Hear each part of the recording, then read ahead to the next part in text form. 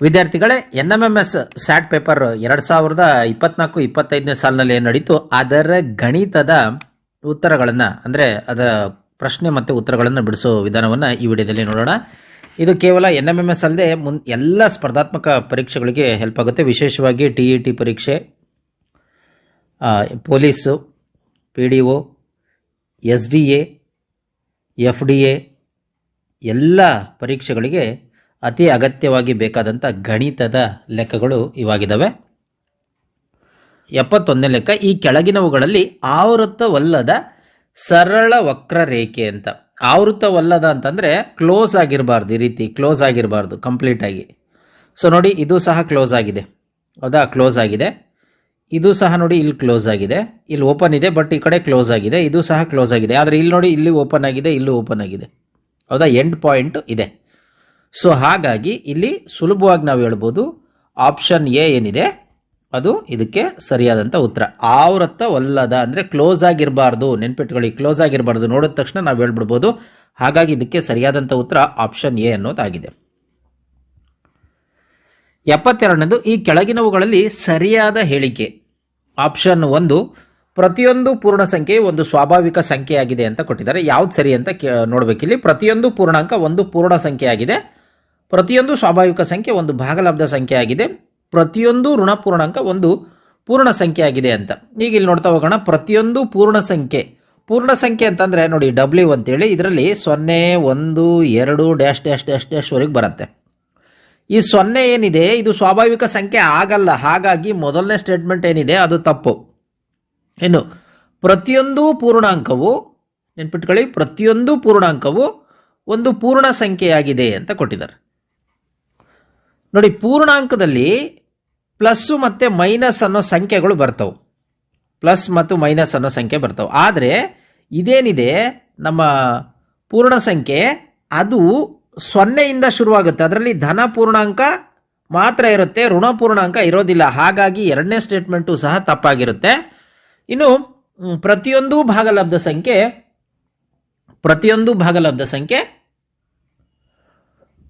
ಒಂದು ಭಾಗಲಬ್ಧ ಸಂಖ್ಯೆ ಆಗಿದೆ. ಅಂದರೆ ಸ್ವಾಭಾವಿಕ ಸಂಖ್ಯೆ ಏನಿದೆ, ಪ್ರತಿಯೊಂದು ಸ್ವಾಭಾವಿಕ ಸಂಖ್ಯೆ ಒಂದು ಭಾಗಲಬ್ಧ ಸಂಖ್ಯೆ ಆಗಿದೆ ಅಂತ ಕೊಟ್ಟಿದ್ದಾರೆ. ಅದು ಸರಿಯಾದಂಥ ಉತ್ತರ. ನೋಡಿ, ಭಾಗಲಬ್ಧ ಸಂಖ್ಯೆ ಏನು, Q = 1/2, 2, 3, 1/3 ಹಿಂಗೆ ಬರಿತಾ ಹೋಗ್ತೀವಿ ನಾವು, ಹೌದಾ? ಇದು 2 ಅನ್ನೋದು ಭಾಗಲಬ್ಧ ಸಂಖ್ಯೆನೇ, 2 ಅನ್ನೋದು ಭಾಗಲಬ್ಧ ಸಂಖ್ಯೆನೇ. ಯಾಕೆ ಅಂತಂದರೆ ಇದು ಅಂಶ ಇದ್ದರೆ ಇಲ್ಲಿ ಛೇದ ಏನೂ ಇಲ್ಲ ಅಂತಂದರೆ ಒಂದಿರುತ್ತೆ. ಸೊ ಹಾಗಾಗಿ ಇಲ್ಲಿ ಸಿ ಸರಿಯಾದ ಉತ್ತರ ಆಗಿದೆ. ಇನ್ನು ಪ್ರತಿಯೊಂದು ಋಣಪೂರ್ಣಾಂಕ ಒಂದು ಪೂರ್ಣ ಸಂಖ್ಯೆ ಆಗಿದೆ ಅಂತ ಕರೀತಾರೆ. ಋಣಪೂರ್ಣಾಂಕ ಪೂರ್ಣ ಸಂಖ್ಯೆ ಆಗೋದಿಲ್ಲ, ಕಾರಣ ಪೂರ್ಣ ಸಂಖ್ಯೆ 0ಯಿಂದ ಶುರುವಾಗುತ್ತೆ. ಸೊ ಹಾಗಾಗಿ ಆಪ್ಷನ್ ಡಿ ಬರಕ್ಕೆ ಸಾಧ್ಯನೇ ಇಲ್ಲ. ಸರಿಯಾದಂಥ ಉತ್ತರ ಆಪ್ಷನ್ ಸಿ. ನೋಡಿ, ಈ ಚಿತ್ರ ನೋಡ್ಬೋದು ನಮಗೆ. ಸ್ವಾಭಾವಿಕ ಸಂಖ್ಯೆ ಅಂತಂದ್ರೇನು, ಇದನ್ನ ನ್ಯಾಚುರಲ್ ನಂಬರ್ ಅಂತ ಕರೀತಾರೆ. 1, 2, 3 ಅಷ್ಟೇ, 1ರಿಂದ ಶುರುವಾಗುತ್ತೆ, ಹೌದಾ? ಇನ್ನು ಪೂರ್ಣ ಸಂಖ್ಯೆ ಏನಿದೆ 0ಯಿಂದ ಶುರುವಾಗುತ್ತೆ, ಹೌದಾ? ಇನ್ನು ಯಾವುದು ಪೂರ್ಣಾಂಕಗಳೇನಿದೆ ಅದು 0, 1, 2, 3 ಜೊತೆಗೆ ಋಣಪೂರ್ಣಾಂಕಗಳು ಸೇರ್ಕೊಂತವೆ, ಅಂದರೆ -1, -2 ಸೇರ್ಕೊಳ್ತವೆ. ಇನ್ನು ಭಾಗಲಬ್ಧ ಸಂಖ್ಯೆಯಲ್ಲಿ ನೋಡ್ರಿ 2/3, ಹೌದಾ? ಈ ರೀತಿ ಸಂಖ್ಯೆಗಳು ಸೇರ್ಕೊಂತವೆ. ಅಂದರೆ ಈ ಭಾಗಲಬ್ಧ ಸಂಖ್ಯೆ ಒಂದು ದೊಡ್ಡ ಗಣ ಅಂತಂದರೆ ಅದರಲ್ಲಿ ಉಪಗಣ ಯಾವುದು, ಇದು ಪೂರ್ಣಾಂಕ. ನೆಕ್ಸ್ಟ್ ಅದರಲ್ಲಿ ಸಂಪೂರ್ಣ ಇನ್ನೊಂದು ಉಪಗಣ ಯಾವುದು ಅಂತಂದರೆ ಪೂರ್ಣ ಸಂಖ್ಯೆ. ಅದರಲ್ಲಿ ಮತ್ತೆ ಉಪಗಣ ಯಾವುದು, ಸ್ವಾಭಾವಿಕ ಸಂಖ್ಯೆ. ಹಾಗಾಗಿ ಇಲ್ಲಿ ಈ ಚಿತ್ರವನ್ನು ನೋಡ್ಬಿಟ್ರೆ ನಮಗೆ ಗೊತ್ತಾಗತ್ತೆ. ಈ ಸ್ಟೇಟ್ಮೆಂಟನ್ನು ಸರಿಯಾಗಿ ಅರ್ಥ ಮಾಡಿಕೊಂಡು ನಾವು ಇದಕ್ಕೆ ಸಿ ಸರಿಯಾದ ಉತ್ತರ ಅಂತ ಹೇಳ್ಬೋದು. 73ನೇದು, ಒಂದು ನಿಯಮಿತ ಅಷ್ಟಭುಜ ಪ್ರತಿ ಒಳಕೋನದ ಅಳತೆ. ಅಷ್ಟಭುಜ ಅಂತಂದ್ರೆ ನಮಗೆ ಗೊತ್ತಿದೆ ಎಷ್ಟು, ಅಷ್ಟ ಅಂತಂದ್ರೆ 8 ಅಂತ, ಹೌದಾ? 8 ಬಾಹುಗಳನ್ನು ಒಳಗೊಂಡಿರ್ತಕ್ಕಂಥ ಒಂದು ಆಕೃತಿಯ ಒಳಕೋನ ಎಷ್ಟಿದೆ ಅಂತೇಳಿ. ಸೊ ನಾವೇನ್ ಮಾಡೋಣ, ಫಸ್ಟ್ ಹೊರಕೋನದ ಅಳತೆ ಕಂಡು ಬಿಡೋಣ. ನೋಡಿ, ಹೊರಕೋನದ ಅಳತೆ =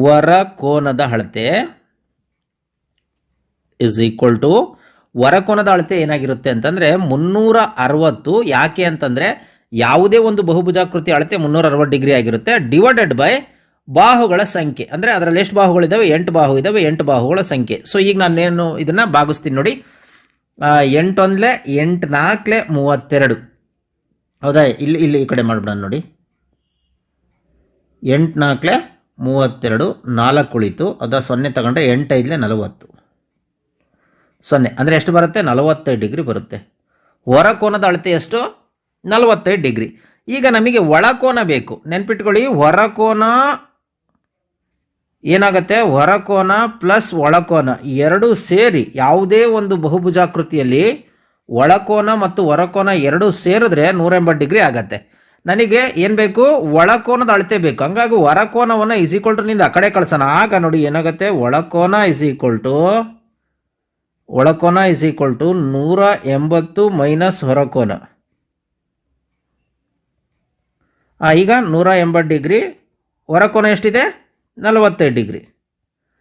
ಸೊ ನೋಡಿ 180ರಲ್ಲಿ 45 ಕಳೆಯೋಣ. 0ಯಲ್ಲಿ 5 ಹೋಗೋದಿಲ್ಲ, ಅಂದರೆ ದಶಕತಗಳನ್ನು 10 ಆಯಿತು, 10ರಲ್ಲಿ 5 ಹೋದ್ರೆ 5, ಹೌದಾ, ಇಲ್ಲಿ 7 ಆಯಿತು, 7ರಲ್ಲಿ 4 ಹೋದ್ರೆ 3, ಇಲ್ಲಿ 1 ಇದೆ, 135. ಹಾಗಾದ್ರೆ ಒಳಕೋನ ಎಷ್ಟು, 135. ಇಲ್ಲಿ ಒಳಕೋನ ಕೊಳಿದ್ದಾರೆ ನೋಡಿ, 35 ಆಪ್ಷನ್ ಅಲ್ಲಿ ಇದೆಯಾ ನೋಡಿ, 135, ಎಸ್. ಹಾಗಾಗಿ ಸರಿಯಾದಂಥ ಉತ್ತರ ಆಪ್ಷನ್ ಡಿ 135 ಆಗಿದೆ. 4ನೇದು, ಈ ಕೆಳಗಿನವುಗಳಲ್ಲಿ 2 ವಿಭಿನ್ನ ಸಂಖ್ಯೆಗಳ ಘನಗಳ ಮೊತ್ತವಾಗಿ 2 ವಿಭಿನ್ನ ರೀತಿಯಲ್ಲಿ ವ್ಯಕ್ತಪಡಿಸಬಹುದಾದ ಸಂಖ್ಯೆ ಅಂತ ಕೇಳಿದ್ದಾರೆ. ಅಂದ್ರೆ ನೋಡಕ್ಕೆ ನಮಗೇನೋ ಟ್ವಿಸ್ಟ್ ಆಗಿದೆ ತುಂಬಾ, ಅಥವಾ ಕ್ವಶನ್ ಅರ್ಥ ಮಾಡ್ಕೊಳ್ಳೋದ್ರಲ್ಲಿ ತಪ್ಪು ಬಿಡ್ತೀವಿ. ಆದರೆ ಇದರ ಅರ್ಥ ಏನು ಅಂತಂದ್ರೆ, ಇದು 2 ಘನ ಸಂಖ್ಯೆಗಳ ಮೊತ್ತ, 2 ಬೇರೆ ಬೇರೆ ಘನ ಸಂಖ್ಯೆಗಳ ಮೊತ್ತ ಆಗ್ಬೇಕಂತೆ. ಅಂದ್ರೆ ಇದು 2 ಸಂಖ್ಯೆ, ಇದರ ಘನ ಪ್ಲಸ್ ಅದು ಇನ್ನೂ 2 ಸಂಖ್ಯೆಗಳ ಘನಗಳ ಮೊತ್ತಕ್ಕೆ ಸಮನಾಗಿರ್ಬೇಕಂತೆ. ಇಂಥದನ್ನ ಇಂಗ್ಲಿಷಲ್ಲಿ ಏನು ಕರೀತಾರೆ ಅಂದ್ರೆ ಟ್ಯಾಕ್ಸಿ ಕ್ಯಾಬ್ ನಂಬರ್ ಅಂತ ಕರೀತಾರೆ. ಇದನ್ನ ನೆನ್ಪಿಟ್ಕೊಳ್ಳಿ, ಟ್ಯಾಕ್ಸಿ ಕ್ಯಾಬ್ ನಂಬರ್ ಅಂತ ಕರೀತಾರೆ. ಇದು ಡೈರೆಕ್ಟ್ ಕ್ವಶನ್, ಇದು ಲೆಕ್ಕ ಮಾಡ್ತಕ್ಕಂಥವೇನೂ ಇಲ್ಲ.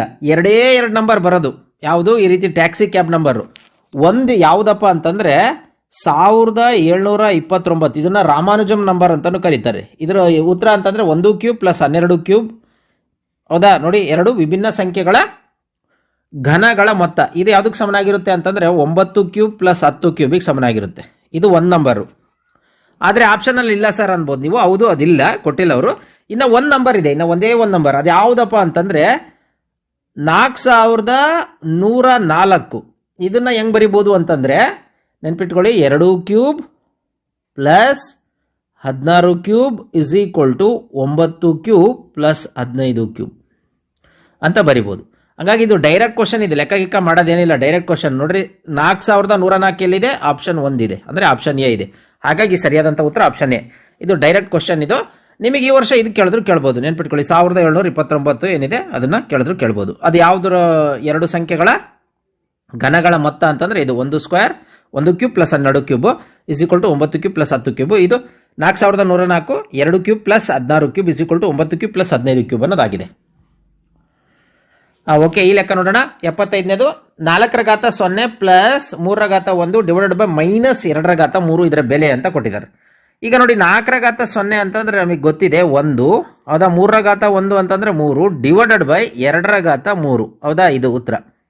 ಈಗ ಇಲ್ಲಿ 4 ಆಗುತ್ತೆ, 3 1 4.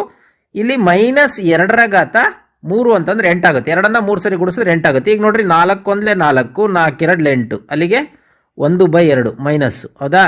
ಸೊ ಅಲ್ಲಿಗೆ ಇದನ್ನು ಫೈನಲ್ ಆಗಿ ಹೆಂಗೆ ಇಡ್ಬೋದು, ಮೈನಸ್ 1/2 ಅಂತ ಇಡ್ಬೋದು. ಅಲ್ಲಿಗೆ ಮೈನಸ್ ಅರ್ಧ. ಎಷ್ಟು, ಆಪ್ಷನ್ ಡಿ ಇದಕ್ಕೆ ಸರಿ ಉತ್ತರ ಆಗಿದೆ. 76ನೇ ಲೆಕ್ಕ, A is equal to 4, B is equal to 0 ಮತ್ತು C is equal to minus 4 ಆದಾಗ 3a minus C plus B divided by A into C ಇದರ ಬೆಲೆ ಅಂತ ಕೊಟ್ಟಿದ್ದಾರೆ. ಈಗ ನಾವು ಏನು ಮಾಡೋಣ, ಇದು ನೋಡಿ 3a minus C plus B divided by A into C. ಈಗ 3a ಅಂತಂದ್ರೆ ಏನು, ಎ ಅಂತಂದ್ರೆ 4, ಆ 4ಅನ್ನು ಇಲ್ಲಿ ಹಾಕೋಣ. ಮೈನಸ್ ಸಿ ಅಂದ್ರೇನು, ಸಿ ಅಂದ್ರೆ ಮೈನಸ್ 4, ನೆನ್ಪಿಟ್ಕೊಳ್ಳಿ. ಸಿ ಅಂದ್ರೇನು, ಮೈನಸ್ 4, ಬ್ರಾಕೆಟ್ ಕ್ಲೋಸ್, ಯಾಕಂದ್ರೆ ಇಲ್ಲಿ ಬ್ರಾಕೆಟ್ ಇದೆ, ಬ್ರಾಕೆಟ್ ಕ್ಲೋಸ್. ಪ್ಲಸ್ ಬಿ ಅಂದ್ರೆ 0 ಇದೆ, 0 ಡಿವೈಡೆಡ್ ಬೈ ಎ ಅಂತಂದ್ರೇನು 4, ಕರೆಕ್ಟಾ, ಇಲ್ಲಿದೆ ಎ ಇಂಟು ಸಿ ಅಂತಂದ್ರೇನು ಮೈನಸ್ 4. ಈಗ ನೋಡಿ 4 3 12, ಇಲ್ಲಿ ಮೈನಸ್ ಇಂಟು ಮೈನಸ್ ಪ್ಲಸ್, ಕರೆಕ್ಟಾ, 4, ಇಲ್ಲಿ ಪ್ಲಸ್ 0. ನೋಡಿ ಇದು ಡಿವೈಡೆಡ್ ಬೈ ಇರೋದು, ನಾವೇನು ಮಾಡೋಣ, ಈ ಚಿಹ್ನೆಯನ್ನು ಗುಣಾಕಾರ ಚಿಹ್ನೆ ಮಾಡ್ಕೊಳ್ಳೋಣ. ಆಗೇನಾಗುತ್ತೆ, ಕೆಳಗೆ 4 ಬಂದ್ಬಿಡುತ್ತೆ ಇದು, ಹೌದಾ. ಭಾಗಾಕಾರ ಚಿಹ್ನೆ ಇರೋದು ಗುಣಾಕಾರ ಚಿಹ್ನೆ ಆಗಿರುತ್ತೆ, ಆಗ ಮೈನಸ್ 4, ಕರೆಕ್ಟಾ. ಈಗ ನೋಡಿ ಇಲ್ಲಿ ಗುಣಾಕಾರ ಚಿಹ್ನೆ ಇದೆ, ಹಂಗಾಗಿ ನಾವೇನು ಮಾಡಬೇಕು, ಗುಣಾಕಾರ ಚಿಹ್ನೆ ಮಾಡೋಣ. ಸೊ ಹೌದಾ, 4ಕ್ಕೆ ಮೈನಸ್ 4ಕ್ಕೆ ಪ್ಲಸ್ 4 ಹೋಯ್ತು, ಅಲ್ಲಿಗೆ 12 ಪ್ಲಸ್ 4 ಎಷ್ಟಾಗುತ್ತೆ, ಇದು 16 ಆಗುತ್ತೆ. 16 ಪ್ಲಸ್ 0, ನೋಡಿ ಪ್ಲಸ್ ಇಂಟು ಮೈನಸ್ ಮೈನಸ್ 1, ಕರೆಕ್ಟಾ, -1. ಈಗ 16 ಪ್ಲಸ್ 0 ಇಂಟು 1 ಅಂದರೆ -1 0 ಬರುತ್ತೆ. ಸೊ ಅಲ್ಲಿಗೆ ಇದ್ರ ಉತ್ತರ 16ಕ್ಕೆ 0 ಕೂಡಿದ್ರೆ 16. ಅಲ್ಲಿಗೆ ಸರಿಯಾದಂಥ ಉತ್ತರ ಆಪ್ಷನ್ ಬಿ 16 ಆಗತ್ತೆ. ಇದಕ್ಕೆ 77ನೇದು, ಸಾಮಾನ್ಯವಾಗಿ ಒಂದು ವಜ್ರಾಕೃತಿಯಲ್ಲಿ ಎಲ್ಲ ಬಾಹುಗಳು ಸಮನಾಗಿರ್ತವೆ, ಎಲ್ಲ ಕೋನಗಳು ಸಮನಾಗಿರ್ತವೆ, ಕರ್ಣಗಳು ಪರಸ್ಪರ ಲಂಬವಾಗಿ ಅರ್ಧಿಸುತ್ತವೆ, ಅಂದರೆ ಲಂಬಕೋನವಾಗಿರ್ತವೆ ಅಂತ. ಇನ್ನು ಪಾರ್ಶ್ವಕೋನಗಳು ಸರಳ ಪೂರ್ಣಕ ಕೋನಗಳಾಗಿರ್ತವೆ ಅಂತ. ಅಂದರೆ ಎರಡು ಪಾರ್ಶ್ವಕೋನಗಳನ್ನು ಕೂಡಿದ್ರೆ 180 ಡಿಗ್ರಿ ಬರುತ್ತೆ ಅಂತ. ಇದರಲ್ಲಿ ಯಾಕೆ ಸರಿ ಅಂತ ಫಸ್ಟ್ ನಾವೇನು ಮಾಡೋಣ, ಇದರ ಒಂದು ಗುಣಲಕ್ಷಣಗಳನ್ನು ತಿಳ್ಕೊಳ್ಳೋಣ. ನೋಡಿ, ಗುಣಲಕ್ಷಣಗಳು ಏನು ಅಂತಂದ್ರೆ, ಈ ವಜ್ರಾಕೃತಿ ಏನಿದೆ, ಈ ವಜ್ರಾಕೃತಿ ಸಮಾಂತರ ಚತುರ್ಭುಜದ ಎಲ್ಲ ಗುಣಲಕ್ಷಣಗಳು ಇರ್ತವೆ, ಆದರೆ ಅದರ ಜೊತೆಗೆ ಇದರಲ್ಲಿ ಎಲ್ಲ ಬಾಹುಗಳು ಸಮನಾಗಿರ್ತವೆ. ಹಾಗಾಗಿ ಈ ಸ್ಟೇಟ್ಮೆಂಟ್ ಏನಿದೆ ಸರಿ. ಮೊದಲನೇ ಸ್ಟೇಟ್ಮೆಂಟ್ ಸರಿ, ಎಲ್ಲ ಕೋನಗಳು ಸಮನಾಗಿರ್ತವೆ ಅನ್ನೋ ತಪ್ಪು. ಕಾರಣ ಇದರಲ್ಲಿ ಆಪೋಸಿಟ್ ಆಗಿರೋ ನೆನ್ಪಿಟ್ಕೊಳ್ಳಿ. ನೋಡಿ, ಇದರ ಆಪೋಸಿಟ್ ಆಗಿರೋ ಕೋನ ಅಂದ್ರೆ ಅಭಿಮುಖ ಕೋನಗಳು ಮಾತ್ರ ಸಮನಾಗಿರ್ತವೆ. ಹಂಗಾಗಿ ಇದು ಎರಡನೇ ಹೇಳಿಕೆ ತಪ್ಪು. ಇನ್ನು ಕರ್ಣಗಳು ಪರಸ್ಪರ ಲಂಬವಾಗಿ ಅರ್ಧಿಸುತ್ತವೆ. ನೋಡಿ, ಇಲ್ಲಿ ನೋಡಿರ್ಬೋದು ನೀವು, ಕರ್ಣಗಳು ಪರಸ್ಪರ ಅಂದ್ರೆ ಅರ್ಧಿಸಿದಾಗ ಲಂಬ ಕೋನ ಆಗ್ತವೆ ಅಂತ. ಹಂಗಾಗಿ ಮೂರನೇ ಹೇಳಿಕೆಯನ್ನು ಸಹ ಪರ್ಫೆಕ್ಟ್ ಆಗಿದೆ. ಇನ್ನು ಪಾರ್ಶ್ವಕೋನಗಳು ಸರಳ ಕೋನ ಪೂರಕಗಳಾಗಿದ್ದಾವೆ ಅಂತ. ಅಂದ್ರೆ ಎರಡು ಪಕ್ಕದ ಕೋನಗಳನ್ನ ಕೂಡಿದಾಗ, ಅಂದ್ರೆ ಎ ಪ್ಲಸ್ ಬಿ, ನೋಡಿ ಇಲ್ಲಿದೆ ನೋಡಿ, ಇದು ಎ ಇದು ಬಿ, ಇವೆರಡನ್ನ ಕೂಡಿದಾಗ ಏನಾಗುತ್ತೆ, 180 ಡಿಗ್ರಿ ಬರುತ್ತೆ ಅಂತ. ಹಂಗಾಗಿ ಈ 4ನೇ ಹೇಳಿಕೆಯನ್ನು ಸಹ ಸರಿ, 3ನೇದು ಮಾತ್ರ ತಪ್ಪು. ಹಂಗಾಗಿ ಅಂದ್ರೆ 2ನೇದು ಮಾತ್ರ ತಪ್ಪು, ನೆನ್ಪಿಟ್ಕೊಳ್ಳಿ. ಹಂಗಾಗಿ ಇಲ್ಲಿ ಏನ್ ಮಾಡೋಣ, 2 ಇದೆಯಾ ಇದ್ರಾಗೆ, ಹಂಗಾಗಿ ತಪ್ಪು. ಹೌದಾ, ಇದರಲ್ಲಿ 2 ಇದೆ, ತಪ್ಪು. ಈಗ 1 ಮತ್ತು 4 ಅಂತ ಕೊಟ್ಟಾರೆ, ಆದ್ರೆ 3ನೇದು ಸರಿಯಾಗಿರೋದ್ರಿಂದ ಆಪ್ಷನ್ ಬಿ ಏನಿದೆ ಅದು ಇದಕ್ಕೆ ಸರಿಯಾದಂತ ಉತ್ತರ ಆಗಿದೆ. ಸೊ ಬಿ ಇದಕ್ಕೆ ಸರಿ ಉತ್ತರ. 78ನೇದು, 2m/5 - 1 = 4m/15 + 3 ಆದರೆ m ನ ಬೆಲೆ ಅಂತ ಕೊಟ್ಟಿದ್ದಾರೆ. ಈಗ ನಾವೇನ್ ಮಾಡೋಣ, ನೋಡಿ, 2m/5 - 1 = 4m/15 + 3. ಈ ಸಂಖ್ಯೆನ ಏನ್ ಮಾಡೋಣ, 3ನ್ನ = ನಿಂದ ಆ ಕಡೆ ಕಳಿಸ್ಕೊಳ್ಳೋಣ, ಈ 4m/15 ಈ ಕಡೆ ಕಳಿಸ್ಬಿಡೋಣ. ಸೊ ಕಳಿಸಿದಾಗ ಏನಾಗುತ್ತೆ, 2m/5 ಈ ಕಡೆ ಪ್ಲಸ್ ಇದೆ, ಮೈನಸ್ ಆಗುತ್ತೆ, -4m/15 = 3 ಇಲ್ಲೇ ಇದೆ, -1 ಆ ಕಡೆ ಹೋದ್ರೆ +1 ಆಯ್ತು. ಈಗ ನೋಡಿ, 5 ಮತ್ತು 15ರ ಲಾಸಹ ಏನಿದೆ, 5 ಮತ್ತು 15ರ ಲಾಸಹ 15 ಬರುತ್ತೆ.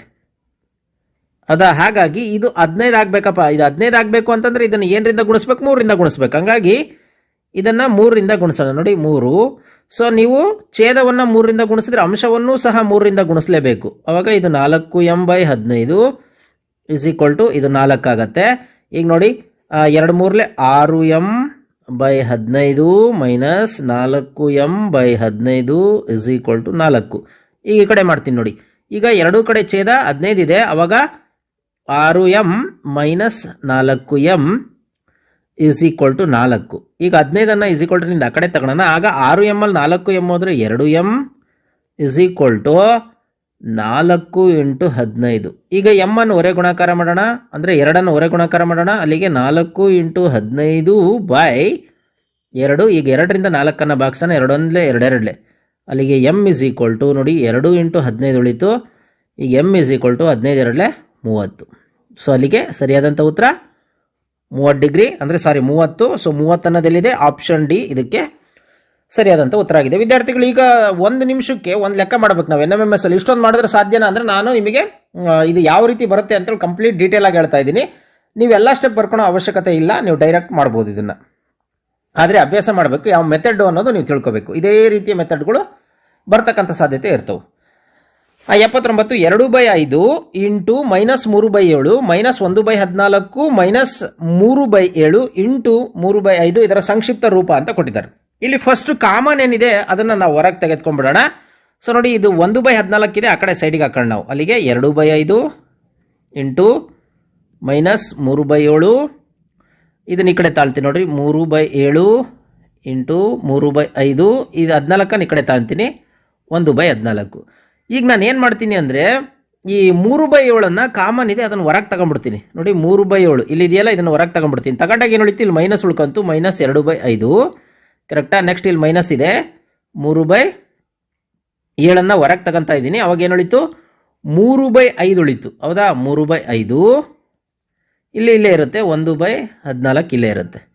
ಈಗ ನೋಡಿ, 3/7 ಈಗ ಎರಡೂ ಕಡೆ 5 ಇರೋದ್ರಿಂದ ಇದು -2 -3 ಹೌದಾ, -1/14. ಈಗ ನೋಡಿ ಈಗೇನಾಗತ್ತೆ ನೋಡಿ, ಇಲ್ಲಿ -5 ಆಗುತ್ತೆ. 2 3 ಕೂಡಿದ್ರೆ -5/5 ಆಗುತ್ತೆ. ಇಲ್ಲಿ -1/14. ಈಗ ನೋಡಿ -5 +5 ಅಂದರೆ ಭಾಗಾಕಾರ ಚಿಹ್ನೆ ಇರೋದ್ರಿಂದ, ಅಂದರೆ ಅಂಶ ಮತ್ತು ಛೇದ ಇರೋದ್ರಿಂದ ಕ್ಯಾನ್ಸಲ್ ಆಯಿತು. ಅಲ್ಲಿಗೆ ಏನು ಉಳಿತು? ಇಲ್ಲಿ -3/7 ಉಳಿತು. ಹೌದಾ, -1/14. ಈಗ 7 ಮತ್ತು 14ರ ಲಾಸಹ ನಮಗೆ ಗೊತ್ತಿದೆ. 7 ಮತ್ತು 14ರ ಲಾಸಹ ಏನು?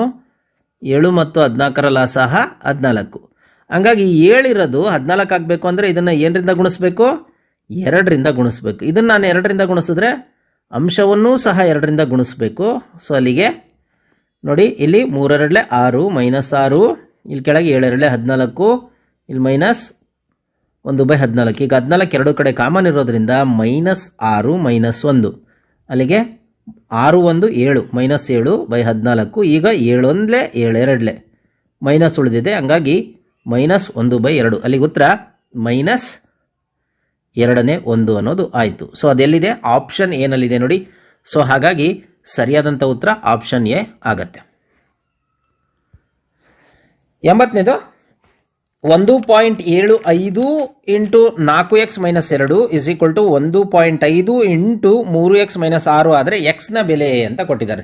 ಈಗ ನಾವೇನು ಮಾಡೋಣ, ಇದನ್ನು ಕಂಪ್ಲೀಟಾಗಿ ಇದನ್ನು 100ರಿಂದ ಗುಣಿಸ್ಬಿಡೋಣ. 100ರಿಂದ ಗುಣಿಸಿದಾಗ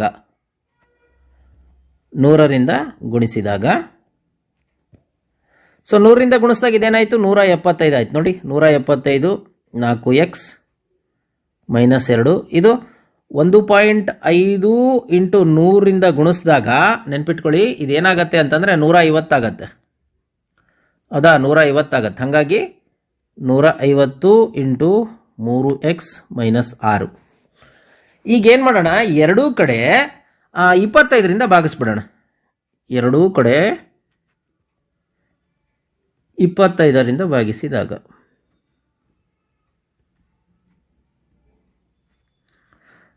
ನೋಡಿ, ನಾನು ನಿಮಗೆ ನೀಟಾಗಿ ಅರ್ಥ ಆಗಲಿ ಅಂತೇಳಿ ನಾನು ನಿಮಗೆ ಲಾಗ್ ಮೆಥಡಲ್ಲಿ ಮಾಡ್ತಾ ಇದ್ದೀನಿ. ನೋಡಿ, 25 1 25 6 150 ಆಗುತ್ತೆ. ಇದು 25 7, ಹೌದಾ, 25 7. ಹಂಗಾಗಿ 7 × 4x - 2. ಇನ್ನು 25 6 ನೋಡಿ, ಹಾಗಾಗಿ 6 × 3x - 6 ಆಗತ್ತೆ. ಈಗ 7ರಿಂದ ಇದನ್ನು ಗುಣಿಸ್ಬಿಡೋಣ. 7 4 28x - 7 2 14 = 6 3 18x ಮೈನಸ್ ನೋಡಿ 3 6 36 -36. ಈಗೇನು ಮಾಡೋಣ, ಈ 18x ಈ ಕಡೆ ತೆಗೆದುಕೊಳ್ಳೋಣ, -14 ಈ ಕಡೆ ಕಳಿಸ್ಕೊಳ್ಳೋಣ. ಆಗ ಏನಾಗುತ್ತೆ ನೋಡಿ, 28x - 18x = -36 ಅಲ್ಲೇ ಇರುತ್ತೆ. ಇದು 14 ಆ ಕಡೆ ಹೋದರೆ +14 ಆಗುತ್ತೆ. ಸೊ ಈಗ 28ರಲ್ಲಿ 18 ಹೋದರೆ 10x. ಈಗ 36ರಲ್ಲಿ 14 ಹೋದರೆ, ಅಂದರೆ 6ರಲ್ಲಿ 4 ಹೋದರೆ 2, 3ರಲ್ಲಿ 1 ಹೋದರೆ 2. ಚಿಹ್ನೆ ದೊಡ್ಡ ಸಂಖ್ಯೆ 36 ಮೈನಸ್ ಇದೆ, ಹಂಗಾಗಿ -22 ಆಗತ್ತೆ. ಈಗ ನಾವೇನು ಮಾಡೋಣ, ಹೊರೆ ಗುಣಾಕಾರ ಮಾಡೋಣ. ಅಲ್ಲಿಗೆ x = -22/10. ಈಗ ನೀವೆಲ್ಲೂ ಇಲ್ಲಲ್ಲ ಸರ್ ಆಪ್ಷನ್ನು -22/10 ಅಂತಂದರೆ ನೋಡಿ, ಇವೆರಡು 22 ಮತ್ತು 10 ಯಾವ್ದರಿಂದ ಭಾಗ ಆಗುತ್ತೆ? 2ರಿಂದ ಭಾಗ ಆಗುತ್ತೆ. ಹಂಗಾಗಿ 2ರಿಂದ ಭಾಗಿಸಿದಾಗ 2 11 2 5 ಬರುತ್ತೆ. ಅಲ್ಲಿ ಫೈನಲ್ ಆಗಿ -5ನೇ 11 ಅಂತ ಇಡ್ಬೋದು ನಾವು. -11ನೇ 5. ಅಲ್ಲಿಗೆ ಎಲ್ಲಿದೆ ಆಪ್ಷನ್ನು ನೋಡಿ, ಆಪ್ಷನ್ ಎ ಇದಕ್ಕೆ ಸರಿ ಉತ್ತರ ಆಗತ್ತೆ. ಹಾಗಾಗಿ ಎ ಉತ್ತರ ಸರಿ. 81ನೇ ಲೆಕ್ಕ, ಕೊಟ್ಟಿರುವ ಚಿತ್ರದಲ್ಲಿ ಛಾಯೆಗೊಳಿಸಿದ ಭಾಗದ ವಿಸ್ತೀರ್ಣ ಅಂತ ಕೊಟ್ಟಿದ್ದಾರೆ. ಈಗ ನೋಡಿ, ಉದ್ದ ಮತ್ತು ಅಗಲ ಫಸ್ಟ್ ತಗೊಂಡ್ಬಿಡೋಣ. ಇದು ಯಾವ ಆಕೃತಿ ಇದೆ? ಆಯತ ಶೇಪ್ ಇದೆ. ಹಂಗಾಗಿ ಉದ್ದ ಮತ್ತು ಅಗಲ ಬರ್ಕೊಳ್ಳೋಣ. ಉದ್ದ ಏನು? ಇಲ್ಲಿ ನೋಡಿ, ಉದ್ದ ಇದನ್ನ ಅಂತ ತೆಗೆದುಕೊಳ್ತೀನಿ ನಾನು. ಇಲ್ಲಿ ಎಷ್ಟಿದೆ ನೋಡಿ, 4 ಅಂತ ಕೊಟ್ಟಾರೆ, ಇಲ್ಲಿ 6 ಅಂತ ಕೊಟ್ಟಿದ್ದಾರೆ. ಹಂಗಾಗಿ 4 + 6 = 10 ಸೆಂಟಿಮೀಟರ್. ಕರೆಕ್ಟಾ? ಅಗಲ ನೋಡಿ, ಅಗಲ ಇದನ್ನಂತ ತೆಗೆದುಕೊಳ್ಳೋಣ. ಅಗಲ ಏನು ಕೊಟ್ಟಿದ್ದಾರೆ? ಅಗಲ = 5 + 7 ಅಂತ ಕೊಟ್ಟಿದ್ದಾರೆ. ಅಲ್ಲಿಗೆ 12 ಸೆಂಟಿಮೀಟರ್. ಕರೆಕ್ಟಾ? ಈಗ ನಾವೇನು ಮಾಡಬೇಕು, ಆಯತದ ವಿಸ್ತೀರ್ಣದಲ್ಲಿ ನೆನ್ಪಿಟ್ಕೊಳ್ಳಿ, ಈ ಆಯತ ಏನಿದೆ ಇದು ಕಂಪ್ಲೀಟ್ ಆಯತದ ವಿಸ್ತೀರ್ಣ ಅಂದರೆ ಇದು ಕಂಪ್ಲೀಟ್ ಬಂದ್ಬಿಡುತ್ತೆ. ಅದರಲ್ಲಿ ನಾವು ಈ ಬಿಳೆ ಭಾಗ ಏನಿದೆ ಇದನ್ನು 1 ಅಂತ ಕರೆಯೋಣ, ಇದು 2 ಅಂತ ಕರೆಯೋಣ. ಒಂದು ಯಾವ ಇದೆ ಹೇಳಿ? ಒಂದು ತ್ರಿಭುಜದ ಶೇಪಲ್ಲಿ ಇದೆ. ಹೌದಾ, ಒಂದು ತ್ರಿಭುಜದ ಶೇಪಲ್ಲಿ ಇದೆ. ಎರಡು ಯಾವ ಶೇಪಲ್ಲಿ ಇದೆ? ಅದು ಸಹ ತ್ರಿಭುಜದ ಶೇಪ್ದಲ್ಲಿದೆ. ಹಾಗಾಗಿ ಛಾಯೆಗೊಳಿಸಿದ ಭಾಗದ ವಿಸ್ತೀರ್ಣ, ಛಾಯೆಗೊಳಿಸಿದ ಭಾಗದ ವಿಸ್ತೀರ್ಣ ಏನು? ಆಯತದ ವಿಸ್ತೀರ್ಣದಲ್ಲಿ, ನೆನ್ಪಿಟ್ಕೊಳ್ಳಿ, ಆಯತದ ವಿಸ್ತೀರ್ಣದಲ್ಲಿ ಕಳಿಬೇಕು. ಯಾವುದನ್ನ? ಒಂದರ ವಿಸ್ತೀರ್ಣ ಮೈನಸ್ ಎರಡರ ವಿಸ್ತೀರ್ಣ, ಇವು ಕಳಿಬೇಕು. ಒಂದರ ವಿಸ್ತೀರ್ಣ ಮತ್ತು ಎರಡರ ವಿಸ್ತೀರ್ಣ ಕಳಿಬೇಕು. ಈಗ ಆಯತದ ವಿಸ್ತೀರ್ಣ ನಮಗೆ ಗೊತ್ತಿದೆ, ಏನು? ಉದ್ದ ಇಂಟು ಅಗಲ. ಕರೆಕ್ಟಾ? ಉದ್ದ ಇಂಟು ಅಗಲ. ಈಗ ಒಂದನೇ ಶೇಪ್ ಏನಿದೆ? ತ್ರಿಭುಜ ಅದು. ಹಂಗಾಗಿ ತ್ರಿಭುಜದ ವಿಸ್ತೀರ್ಣ ನೋಡಿ, ಹಿಂಗೆ ನಾನು ಸಿಂಪಲ್ ಆಗಿ ಬರೀತೀನಿ, ತ್ರಿಭುಜದ ವಿಸ್ತೀರ್ಣ. ಇದು ಸಹ ಅಷ್ಟೇ, ಎರಡು ಯಾವ್ದಿದೆ? ಅದು ಸಹ ತ್ರಿಭುಜದ ವಿಸ್ತೀರ್ಣ. ಈಗ ಇದರ ಉದ್ದ ಇಂಟು ಅಗಲ ಇನ್ನೊಂದ್ಸರಿ ಬರ್ಕೊಂಬಿಡೋಣ. ಉದ್ದ ಇಂಟು ಅಗಲ ಪ್ಲಸ್ ತ್ರಿಭುಜದ ವಿಸ್ತೀರ್ಣ ನಮಗೆ ಗೊತ್ತಿದೆ, ಅರ್ಧ ಇಂಟು ಪಾದ ಇಂಟು ಎತ್ತರ. ಇದು ಅಷ್ಟೇ, ಮೈನಸ್ ಅರ್ಧ ಇಂಟು ಪಾದ ಇಂಟು ಎತ್ತರ. ಹೌದಾ? ಈಗ ಉದ್ದ ಏನು? ಉದ್ದ ನಾವು ಈಗ ತಾನೇ ಮಾಡಿದ್ವಿ ನೋಡಿ, 10. ಹೌದಾ? ಇಂಟು ಅಗಲ, ಅಗಲ ಏನು ಮಾಡಿದ್ವಿ? 12 ಮೈನಸ್ ಅರ್ಧ, ಇದ್ಯಾವುದು? ಮೊದಲನೇದು ನೋಡಿ, ಪಾದ. ಪಾದ ಅಂತಂದ್ರೇನು? ಕೆಳಗಿರ್ತಕ್ಕಂಥ ಭಾಗ ಏನಿದೆ? 7. ಕರೆಕ್ಟಾ? ಇಂಟು 7. ಎತ್ತರ ಅಂತಂದ್ರೆ ಇದು ಕಂಪ್ಲೀಟ್ ಆಗಿರ್ತಕ್ಕಂಥ ಎತ್ತರ. ಇದ್ರ ಎತ್ತರ ಎಷ್ಟು? ಇದ್ರ ಎತ್ತರ ಇದೇ ಆಗಿರುತ್ತಲ್ವಾ? ಹಂಗಾಗಿ ಏನಿದು? 10 ಇದು ಮೈನಸ್ ಎರಡರದ್ದು ನೋಡ್ರಿ, ಎರಡನೇದು ಅರ್ಧ ಇಂಟು ಪಾದ. ಪಾದ ಅಂತಂದ್ರೆ ಇದು ಯಾವ್ದಾರು ತಗೋಬಹುದು ನಾವು ನೋಡಿ, 6 ಇಂಟು ಎತ್ತರ. ಎತ್ತರ ಅಂತಂದ್ರೆ ಇದಿಷ್ಟೇ ಇರೋದು ನೋಡಿ, ಇದಿಷ್ಟೇ ಇರೋದು ಅಲ್ವಾ? ಸೊ ಹಂಗಾಗಿ ಇದೆಷ್ಟಿದು? 5. ಈಗ ಉಳಿದಿರತಕ್ಕಂಥದ್ದು ಮಾಡ್ತಾ ಹೋಗೋಣ ನೋಡಿ.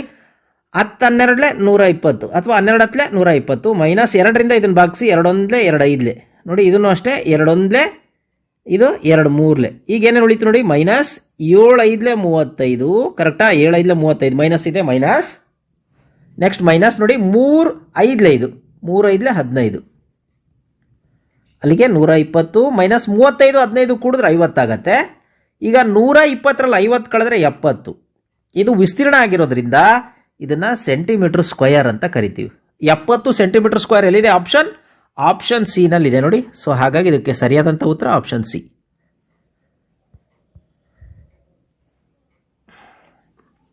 82ನೇ ಲೆಕ್ಕ. ಒಂದು ತ್ರಿಭುಜಾಕಾರದ ಹೊಲದ 3 ಅಂಚುಗಳು ಕ್ರಮವಾಗಿ 2x ಮೈನಸ್ 3 ಮೀಟರ್ ಮತ್ತೆ x ಪ್ಲಸ್ 5 ಮೀಟರ್ ಮತ್ತು 3x ಪ್ಲಸ್ 8 ಮೀಟರ್ ಆಗಿವೆ. ಈ ಹೊಲದ ಸುತ್ತಲೂ 3 ಸುತ್ತು ತಂತಿ ಬೇಲಿ ಹಾಕಲು ಪ್ರತಿ ಮೀಟರ್ಗೆ 60 ರೂಪಾಯಿ ಅಂತೆ ತಗಲುವ ವೆಚ್ಚ 9360 ರೂಪಾಯಿ ಆಗಿದ್ದರೆ ಹೊಲದ ಅತ್ಯಂತ ಚಿಕ್ಕ ಅಂಚಿನ ಅಳತೆ ಅಂತ ಕೊಟ್ಟಿದ್ದಾರೆ. ಈಗ ನೋಡಿ, ಹೊಲ ಯಾವ ಶೇಪ್ ಇದೆಯಂತೆ? ತ್ರಿಭುಜದ ಶೇಪ್ ಇದೆಯಂತೆ. ನನಗೆ ಗೊತ್ತಿಲ್ಲ ಯಾವುದು ಚಿಕ್ಕದು ಅಥವಾ ದೊಡ್ಡದು, ನಾನು ರ್ಯಾಂಡಮ್ ಆಗಿ ಬರ್ಕೊಳ್ತಾ ಇದ್ದೀನಿ. ಇದು ಮೊದಲನೇ ಅಂಚು 2x ಮೈನಸ್ 3. ಅದ ನೆಕ್ಸ್ಟ್ ಎರಡನೇದು ಇದು x ಪ್ಲಸ್ 5. ನೆಕ್ಸ್ಟ್ ಮೂರನೇದು 3x ಪ್ಲಸ್ 8. ಈಗ ಫಸ್ಟ್ ನಾವೇನು ಮಾಡೋಣ? ತ್ರಿಭುಜದ ಸುತ್ತಳತೆಯನ್ನು ಕಂಡುಹಿಡ್ಕೊಳ್ಳೋಣ. ಹೌದಾ? ಸುತ್ತಳತೆ, ಈ ಸುತ್ತಳತೆ ಅಂತಂದ್ರೆ 3 ಕೂಡಬೇಕು ಅಂತ. ಸುತ್ತಳತೆ ಇಸ್ ಈಕ್ವಲ್ ಟು ನೋಡಿ, 2x minus 3 plus x plus 5 plus 3x plus 8. ಇವು ಡೈರೆಕ್ಟ್ ಕೂಡ್ಕೊಳ್ಳೋಣ ನೋಡಿ. ಇದು 2x ಸಜಾತಿ ಪದ ಕೂಡ್ಕೋಬೇಕು. ಇದೊಂದು 3x, ಇದೊಂದು 6x. ಅಲ್ಲಿಗೆ 6x ಮೈನಸ್ ನೋಡಿ, ಇದು 3 ಇರಲಿ, ಫಸ್ಟ್ ಇದು ಕೂಡ್ಕೊಳ್ಳೋಣ. 8 5 13 ಪ್ಲಸ್ 13. ಅಲ್ಲಿಗೆ 13ರಲ್ಲಿ 3 ಹೋದ್ರೆ 10. ಅಲ್ಲಿಗೆ 6x ಪ್ಲಸ್ 10 ಮೀಟರ್ ಆಯಿತು. ಅಲ್ಲಿಗೆ ತ್ರಿಭುಜದ ಸುತ್ತಳತೆ ಎಷ್ಟು? 6x ಪ್ಲಸ್ 10 ಮೀಟರ್ ಆಯಿತು. ಈಗ 6x 10 ಮೀಟರ್ ಆದರೆ ಈ ಬೇಲಿ ಹಾಕಲಿಕ್ಕೆ ನೋಡಿ ಎಷ್ಟು ಅಂತೆ? 3 ಸುತ್ತು ಬೇಲಿ ಹಾಕಲಿಕ್ಕೆ. ಹೌದಾ? 3 ಸುತ್ತು ಬೇಲಿ ಹಾಕಲಿಕ್ಕೆ 3 ಸುತ್ತು ಹೊಲದ 3 ಸುತ್ತು. ಒಂದು ಸುತ್ತು ಅಂದರೆ ಎಷ್ಟು? ಒಂದು ಸುತ್ತು ಅಂತಂದ್ರೆ ಈಗ ತಾನೇ ನಾವು ಮಾಡಿದ್ವಿ ಎಷ್ಟು? 6x plus 10. ಅಲ್ಲಿಗೆ 3 ಸುತ್ತು ಅಂತಂದ್ರೆ ಅದಕ್ಕೆ 3 ಗುಣಿಸೋದು. 6 3 18x ಪ್ಲಸ್ 3 10 30. ಸೊ ಇಷ್ಟು ಮೀಟರ್ ಆಗುತ್ತೆ 3 ಸುತ್ತು ಅಂತಂದ್ರೆ. ಅಂದ್ರೆ ತಂತಿ ಸುತ್ತು ಇಷ್ಟಾಗುತ್ತೆ. ತಂತಿ ಇಷ್ಟುದ್ದ ಬೇಕು ನಮಗೆ, ಇಷ್ಟು ಮೀಟರ್ ಬೇಕು. ಈಗ ಅವ್ರು ಏನು ಕೊಟ್ಟಿದ್ದಾರೆ? 60 ರೂಪಾಯಿ ಪ್ರತಿ ಮೀಟ್ರಿಗೆ ಬೇಲಿ ಹಾಕ್ಲಿಕ್ಕೆ. ಹೌದಾ? ಅದನ್ನು ಬರ್ಕೊಂಬಿಡೋಣ. 60 ರೂಪಾಯಿ ಪ್ರತಿ ಮೀಟ್ರಿಗೆ ಬೇಲಿ ಹಾಕಲು ಬೇಕಾಗುವ ಹಣ ಅಥವಾ ತಗಲುವ ವೆಚ್ಚ. ಅಥವಾ ತಗಲುವ ವೆಚ್ಚ ಎಷ್ಟಂತೆ ಅವರೇ ಕೊಟ್ಬಿಟ್ಟಿದ್ದಾರೆ, 9360 ರೂಪಾಯಿ. ಅದನ್ನು ಬರ್ಕೊಳ್ಳೋಣ. ಹೌದಾ? ಈಗ 60 ರೂಪಾಯಿ ಅಂತಂದರೆ ಎಷ್ಟಕ್ಕೆ? 1 ಮೀಟ್ರಿಗೆ. ಇಲ್ಲಿರೋದು ಎಷ್ಟು ಮೀಟ್ರು ನೋಡಿ? 18x plus 30 metre. ಸೊ ಅದಕ್ಕೆ ನಾವೇನು ಮಾಡ್ಬೇಕು? 60ರಿಂದ ಗುಣಿಸ್ಕೋಬೇಕು ನಾವು. ಅಲ್ಲಿಗೆ 9360 ರೂಪಾಯಿ ಅದಕ್ಕೆ ಸಮ ಆಗುತ್ತೆ ಅಂತ. ಈಗ ನಾವೇನು ಮಾಡೋಣ ನೋಡಿ, ಈ 60ಅನ್ನು = ಆ ಕಡೆ ಕಳಿಸ್ಕೊಂಬಿಡೋಣ. ಅಲ್ಲಿಗೆ ಇದೇನಾಗುತ್ತೆ? 18x plus 30 9360/60. ಈಗ ಈ 10 ತೆಗೆದ್ಬಿಡೋಣ.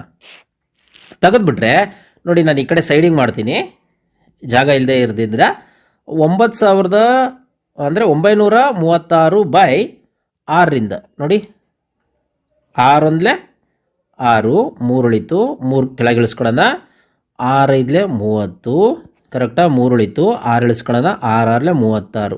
ಅಲ್ಲಿಗೆ ಎಷ್ಟು ಬಂತು? 156. That is equal to 156. ನೋಡಿ, ಈಗ ಇವೆರಡರಲ್ಲೂ ಏನು ಕಾಮನ್ ಇದೆ? 2 ಕಾಮನ್ ಇದೆ. ಯಾಕೆಂದರೆ ಈಸಿ ಆಗಲಿ ಅಂತ ನಾನು ಮಾಡ್ತಾ ಇದ್ದೀನಿ. 2 ಕಾಮನ್ ಆಗಿ ತಗೊಂಡ್ರೆ ಇಲ್ಲೇನು ಉಳಿತು? 9 ಉಳಿತು. 9x ಪ್ಲಸ್ 15ರಲ್ಲಿ 2 ತಗೊಂಡ್ರೆ ಅಂದರೆ ಗುಣಾಕಾರ ಚಿಹ್ನೆ 15 2 ಅಂದರೆ 30ರಲ್ಲಿ 2 ತಗೊಂಡ್ರೆ 15 ಉಳಿತು = 156. ಇದು ಎಗೇನ್ ಇದನ್ನು ನಾನು ಏನು ಮಾಡ್ಬೋದು? = ಆ ಕಡೆ ಕಳಿಸಿದ್ರೆ ಅಂದರೆ ಗುಣಾಕಾರ ಚಿಹ್ನೆ ಇರೋದು ಭಾಗಾಕಾರ ಚಿಹ್ನೆ ಆಗುತ್ತೆ. ಅಲ್ಲಿಗೆ 9x ಪ್ಲಸ್ 15 = 156/2. ಈಗ 156ಅನ್ನು 2ರಿಂದ ಭಾಗಿಸಿದ್ರೆ ಎಷ್ಟು ಬರುತ್ತೆ? 78 ಬರುತ್ತೆ, ಅದ್ರಾಗ ಅರ್ಧ. ಹೌದಾ? ಸೊ ಹಂಗಾಗಿ 9x ಪ್ಲಸ್ 15 = 78. ಈ 78 ಬಂದಾಗ ಇದು 15ಅನ್ನು = ಆ ಕಡೆ ಕಳಿಸೋಣ. ಆಗ ಈ ಕಡೆ ನೋಡಿ, 9x = 78 ಮೈನಸ್ 15. ಈಗ 9x = 8ರಲ್ಲಿ 5 ಹೋದರೆ 3, 7ರಲ್ಲಿ 1 ಹೋದರೆ 6, 63 ಆಯಿತು. ಈಗ ಹೊರೆ ಗುಣಾಕಾರ ಮಾಡೋಣ. ಈ ಕಡೆ ಮಾಡ್ತೀನಿ ನೋಡಿ. ಅಲ್ಲಿ x = 63/9, x ನೋಡಿ 9 7 63. ಅಲ್ಲಿಗೆ ಎಷ್ಟು ಬಂತು? ಎಕ್ಸ್ ಬೆಲೆ 7 ಬಂತು. ಇನ್ನೂ ಮುಗ್ದಿಲ್ಲ ಲೆಕ್ಕ. ಈಗ ನಮಗೇನು ಸುತ್ತಳತೆ ಇದಾವಲ್ಲ, ಇದನ್ನು ನೋಡಿ, ನಾನು ಇದನ್ನು ರಬ್ ಮಾಡಿ ಮಾಡ್ತಾ ಹೋಗ್ತೀನಿ. ಎಕ್ಸ್ ಬೆಲೆ ಎಷ್ಟು ಬಂತು? 7 ಬಂತು. ಇದು ರಬ್ ಮಾಡಿ ನಾನು ಇಲ್ಲೇ ಮಾಡ್ತಾ ಹೋಗ್ತೀನಿ. ಈಗ x = 7 ಏನಿದೆ ಅದನ್ನು 3 ಬಾಹುಗಳಲ್ಲೂ ನಾನು ಹಾಕಿ ಚೆಕ್ ಮಾಡಬೇಕು. ಈಗ ಮೊದಲನೇದೇನು? 2x - 3 ನೋಡಿ, 2x - 3 2 ಇಂಟು x ಜಾಗದಲ್ಲಿ 7 ಇದೆ, -3, 7 2 14 -3 11 ಬಂತು ಮೊದಲನೇದು. ಎರಡನೇದು ನೋಡೋಣ. ಈಗ ಎರಡನೇದೇನಿದೆ? ಎರಡನೇದು x ಪ್ಲಸ್ 5 ಬಂತು. x ಅಂತಂದರೆ ಎಷ್ಟು? 7 ಪ್ಲಸ್ 5. ಅಲ್ಲಿಗೆ 7 5 ಕೂಡಿದ್ರೆ 12 ಬಂತು. ಕರೆಕ್ಟಾ? ನೆಕ್ಸ್ಟು ಮೂರನೇದೇನಿದೆ? ಮೂರನೇ ಬಾಹು 3x ಪ್ಲಸ್ 8. 3x ಅಂತಂದ್ರೆ ಏನು? 7 ಪ್ಲಸ್ 8. 7 3 21 ಪ್ಲಸ್ 8 ಎಷ್ಟು ಬಂತು? 29 ಬಂತು. ಇದರಲ್ಲಿ ಅತಿ ಚಿಕ್ಕದು ಯಾವುದು? 11, 12 ಮತ್ತು 29. ಇದರಲ್ಲಿ ಅತಿ ಚಿಕ್ಕದು ಯಾವುದು? 11. ಸೊ ಹಾಗಾಗಿ 11 ಮೀಟರ್. ಅವ್ರೇನು ಕೇಳಿದ್ದಾರೆ? ಅತ್ಯಂತ ಚಿಕ್ಕ ಅಂಚಿನ ಅಳತೆ 11 ಮೀಟರ್. ಎಲ್ಲಿದೆ ಅದು? ಆಪ್ಷನ್ ಸಿ ನಲ್ಲಿದೆ ನೋಡಿ. 83ನೇ ಪ್ರಶ್ನೆ. ಒಂದು ಸಂಖ್ಯೆಯ ಅರ್ಧದಷ್ಟಕ್ಕೆ ಅದೇ ಸಂಖ್ಯೆಯ 6ನೇ 1ರಷ್ಟನ್ನು ಕೂಡಿಸಿದಾಗ ಮೊತ್ತ 15/4 ಆದರೆ ಆ ಸಂಖ್ಯೆ ಯಾವುದು ಅಂತ ಕೊಟ್ಟಿದ್ದಾರೆ. ಈಗ ಫಸ್ಟ್ ನಾವೇನು ಮಾಡೋಣ? ಒಂದು ಸಂಖ್ಯೆ x ಆಗಿರಲಿ ಅಂತ ತೆಗೆದುಕೊಳ್ಳೋಣ. ಒಂದು ಸಂಖ್ಯೆ x ಆಗಿರಲಿ, ಅದರ ಅರ್ಧ ಅಂತಂದ್ರೆ x ನ ಅರ್ಧ. ಹೌದಾ? x/2. ಅರ್ಧದ ಅರ್ಧ ನೆನ್ಪಿಟ್ಕೊಳ್ಳಿ. ಅರ್ಧದ ಅರ್ಧ ಅರ್ಧ ಮಾಡ್ತಾವಲ್ಲ ನಾವು, ಕೇಕ್ ಕೊಯ್ದಾಗ ಮಾಡ್ತೀವಲ್ಲ, ಸೊ ಹಂಗೆ ಇದು ಅರ್ಧ, ಇದರ ಅರ್ಧ ಅಂತಂದ್ರೆ ಹಿಂಗೆ. ಸೊ ಅಲ್ಲಿಗೆ ಏನಾಗುತ್ತಿದ್ದು? x/4 ಅಂದರೆ ಅರ್ಧದ ಅರ್ಧ ಅಂತಂದ್ರೆ ಗೊತ್ತಿದೆ, ಕಾಲಾಗುತ್ತೆ. ಈಗ ನೋಡಿ, ಲೆಕ್ಕದ ಪ್ರಕಾರ ಅರ್ಧದ ಅರ್ಧದಷ್ಟಕ್ಕೆ ಅಂದರೆ x/4ಕ್ಕೆ, ಅರ್ಧದ ಅರ್ಧಕ್ಕೆ ಅಂದರೆ x/4ಕ್ಕೆ ಅದೇ ಸಂಖ್ಯೆಯ 6ನೇ 1. ಅದೇ ಸಂಖ್ಯೆ ಅಂತಂದ್ರೆ ಅದು x ನ 6ನೇ 1. ಇದನ್ನು ಕೂಡಿಸಿದಾಗ ಎಷ್ಟು ಬರುತ್ತಂತೆ? 15/4 ಬರುತ್ತಂತೆ. ನೋಡಿ, ಈ ಭಿನ್ನರಾಶಿಯನ್ನು ಸಾಲ್ವ್ ಮಾಡಿಬಿಟ್ರೆ ಮುಗಿಯುತ್ತೆ ನಮಗೆ. ಅದು x/4 ಪ್ಲಸ್ x/6 = 15/4. ಈಗ 4 ಮತ್ತು 6ರ ಲಾಸಹ ಗೊತ್ತಿದೆ. 4 ಮತ್ತು 6ರ ಲಾಸಹ ಎಷ್ಟು? 12. ಸೊ ಹಾಗಾಗಿ ಇದು 4 ಇರೋದು 12 ಆಗಬೇಕು ಅಂತಂದ್ರೆ ಎಂದರಿಂದ ಗುಣಿಸ್ಬೇಕು? 3ರಿಂದ ಗುಣಿಸ್ಬೇಕು. ಇಲ್ಲಿ 3ರಿಂದ ಗುಣಿಸಿದ್ರೆ ಮೇಲೂ ಅಂಶವನ್ನು ಸಹ 3ರಿಂದ ಗುಣಿಸ್ಬೇಕು. ಇದು 6 ಏನಿದೆ ಇದು 12 ಆಗಬೇಕು ಅಂದರೆ 2ರಿಂದ ಗುಣಿಸ್ಬೇಕು. ಮೇಲೂ ಸಹ 2ರಿಂದ ಗುಣಿಸ್ಬೇಕು. ಇಲ್ಲೇನಿದೆ? 15/4 ಕಾಮನ್ ಇದೆ, ಅದನ್ನು ಬರ್ಕೊಳ್ಳೋಣ. ಈಗ ನೋಡಿ, ಎರಡೂ ಕಡೆ ಇನ್ನೊಂದು ಸ್ಟೆಪ್ ಮಾಡಿಬಿಡೋಣ. ಇನ್ನೊಂದು ಸ್ಟೆಪ್ ಮಾಡಿಬಿಡೋಣ. 3x/12 plus 2x/12 is equal to 15/4. ಈಗ ನೋಡಿ 12 ಇರೋದ್ರಿಂದ ಇಲ್ಲಿ 3x plus 2x is equal to 15/4. ಇಲ್ಲಿ 4 ಇರೋದ್ರಿಂದ ನೋಡಿ 4 1 4 3 ಇಲ್ಲೇ ಭಾಗಿಸ್ಬಿಡೋಣ. ಇಲ್ಲಿಗೆ 3 2 5x/3 ಇಸ್ ಈಕ್ವಲ್ ಟು 15. ಈಗ ನೋಡಿ ಈಗೇನು ಮಾಡೋಣ, ಹೊರ ಗುಣಾಕಾರ ಮಾಡೋಣ. 3 ಆ ಕಡೆ ಕಳ್ಸೋಣ, 5 ಈ ಕಡೆ ಕಳ್ಸೋಣ. ಅಲ್ಲಿಗೆ x ಇಸ್ ಈಕ್ವಲ್ ಟು 15 × 3/5. ನೋಡಿ ಈಗೇನಾಗುತ್ತೆ, 5 1 5 3 ಅಲ್ಲಿಗೆ ಎಕ್ಸ್ ಏನು ಉಳಿತು, 3 × 3 ಅಲ್ಲಿಗೆ 3 3 9. ಎಕ್ಸ್ನ ಬೆಲೆ 9 ಇದೆಯಾ ಆಪ್ಷನಲ್ಲಿ? ಎಸ್ ಇದೆ ನೋಡಿ, ಆಪ್ಷನ್ ಎ ಇದಕ್ಕೆ ಸರಿಯಾದಂಥ ಉತ್ತರ. ಅಲ್ಲಿಗೆ ಎಕ್ಸ್ನ ಬೆಲೆ ಎಷ್ಟು, 9 ಆಗಿದೆ. 84ನೇ ಲೆಕ್ಕ, ಪ್ರತಿ ಕೆಜಿಗೆ ಕ್ರಮವಾಗಿ 80 ಮತ್ತು 140 ಬೆಲೆ ಇರುವ ಎ ಮತ್ತು ಬಿ ಎಂಬ 2 ವಿಧದ ಕಾಫಿ ಪುಡಿಗಳನ್ನು 3:2 ಪ್ರಮಾಣದಲ್ಲಿ ಬೆರೆಸಿ ಮಿಶ್ರಣವನ್ನು 1196ಕ್ಕೆ ಮಾರಲಾಯಿತು. ದೊರೆತ ಲಾಭ 15% ಆದರೆ ಆ ಮಿಶ್ರಣದಲ್ಲಿರುವ ಎ ವಿಧದ ಕಾಫಿ ಪುಡಿಯ ಪ್ರಮಾಣ ಅಂತ ಕೇಳಿದ್ದಾರೆ. ಇಲ್ಲಿ ಫಸ್ಟ್ ನಾವೇನು ಮಾಡ್ಕೊಳ್ಳೋಣ, ಏನ ಬೆಲೆ ಕಂಡುಹಿಡ್ಕೊಳ್ಳೋಣ. ಏನ ಬೆಲೆ ಕೊಟ್ಟಿದ್ದಾರೆ, ಏನು 80, ಬಿನ ಬೆಲೆ ಏನು 140, ಅದನ್ನು ಬರ್ಕೊಳ್ಳೋಣ. ನೆಕ್ಸ್ಟ್ ನೋಡಿ, ಎಷ್ಟು ಪ್ರಮಾಣ ಬೆರೆಸಿದಾರಲ್ಲ ಅಂದರೆ ಮಿಶ್ರಣದ ಅನುಪಾತ ಅಥವಾ ಬೆರಕೆಯ ಅನುಪಾತ ಎಷ್ಟು, 3:2. ಅದನ್ನು ಬರ್ಕೊಳ್ಳೋಣ. ಬೆರಕೆಯ ಅನುಪಾತ 3:2. ಹೌದಾ? ಈ ಮಿಶ್ರಣದ ಮಾರಿದ ಬೆಲೆ ಎಷ್ಟು? ಮಿಶ್ರಣದ ಮಾರಿದ ಬೆಲೆ 1196. ಮತ್ತೆ ಬಂದಿದ್ದಂಥ ಲಾಭ ಎಷ್ಟು, 15%. ಅದನ್ನು ಬರ್ಕೊಳ್ತೀನಿ ನೋಡಿ. ಇದು ನೋಡಿ ಸ್ವಲ್ಪ ದೊಡ್ಡ ಲೆಕ್ಕ ಇದು. ಈಗ ನಾವೇನು ಮಾಡೋಣ, ಇದು ಗೊತ್ತಿಲ್ಲ ನಮಗೆ, ಎಷ್ಟು ಕೆ ಜಿ ಅಂತ ಗೊತ್ತಿಲ್ಲ ನಮಗೆ. ಹಂಗಾಗಿ ಒಂದು ರ್ಯಾಂಡಮ್ ಆಗಿ ನಾವೇನು ಮಾಡೋಣ, ಇಲ್ಲಿ ಅನುಪಾತ ಎಷ್ಟಿದೆ ಅಷ್ಟು ಬರ್ಕೊಳ್ಳೋಣ. ನಾವು 3 kg ಅಂತ ತೆಗೆದುಕೊಳ್ಳೋಣ, ಬಿ 2 kg ಅಂತ ತೆಗೆದುಕೊಂಡ್ಬಿಡೋಣ. A is equal to 3x kg ಅಂತ ತೆಗೆದುಕೊಳ್ಳೋಣ. 3x kg, B is equal to 2x kg ಆಗಿರಲಿ.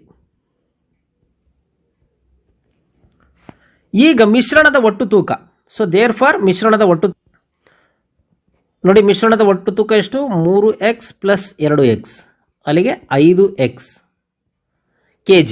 ಹೌದಾ? 5x kg. ಈಗ ಮಿಶ್ರಣದ ಅಸಲು ಬೆಲೆ, ಹೌದಾ? ಮಿಶ್ರಣದ ಅಸಲು ಬೆಲೆ ನಮಗೆ ಕಂಡುಹಿಡ್ಕೊಳ್ಳೋಣ.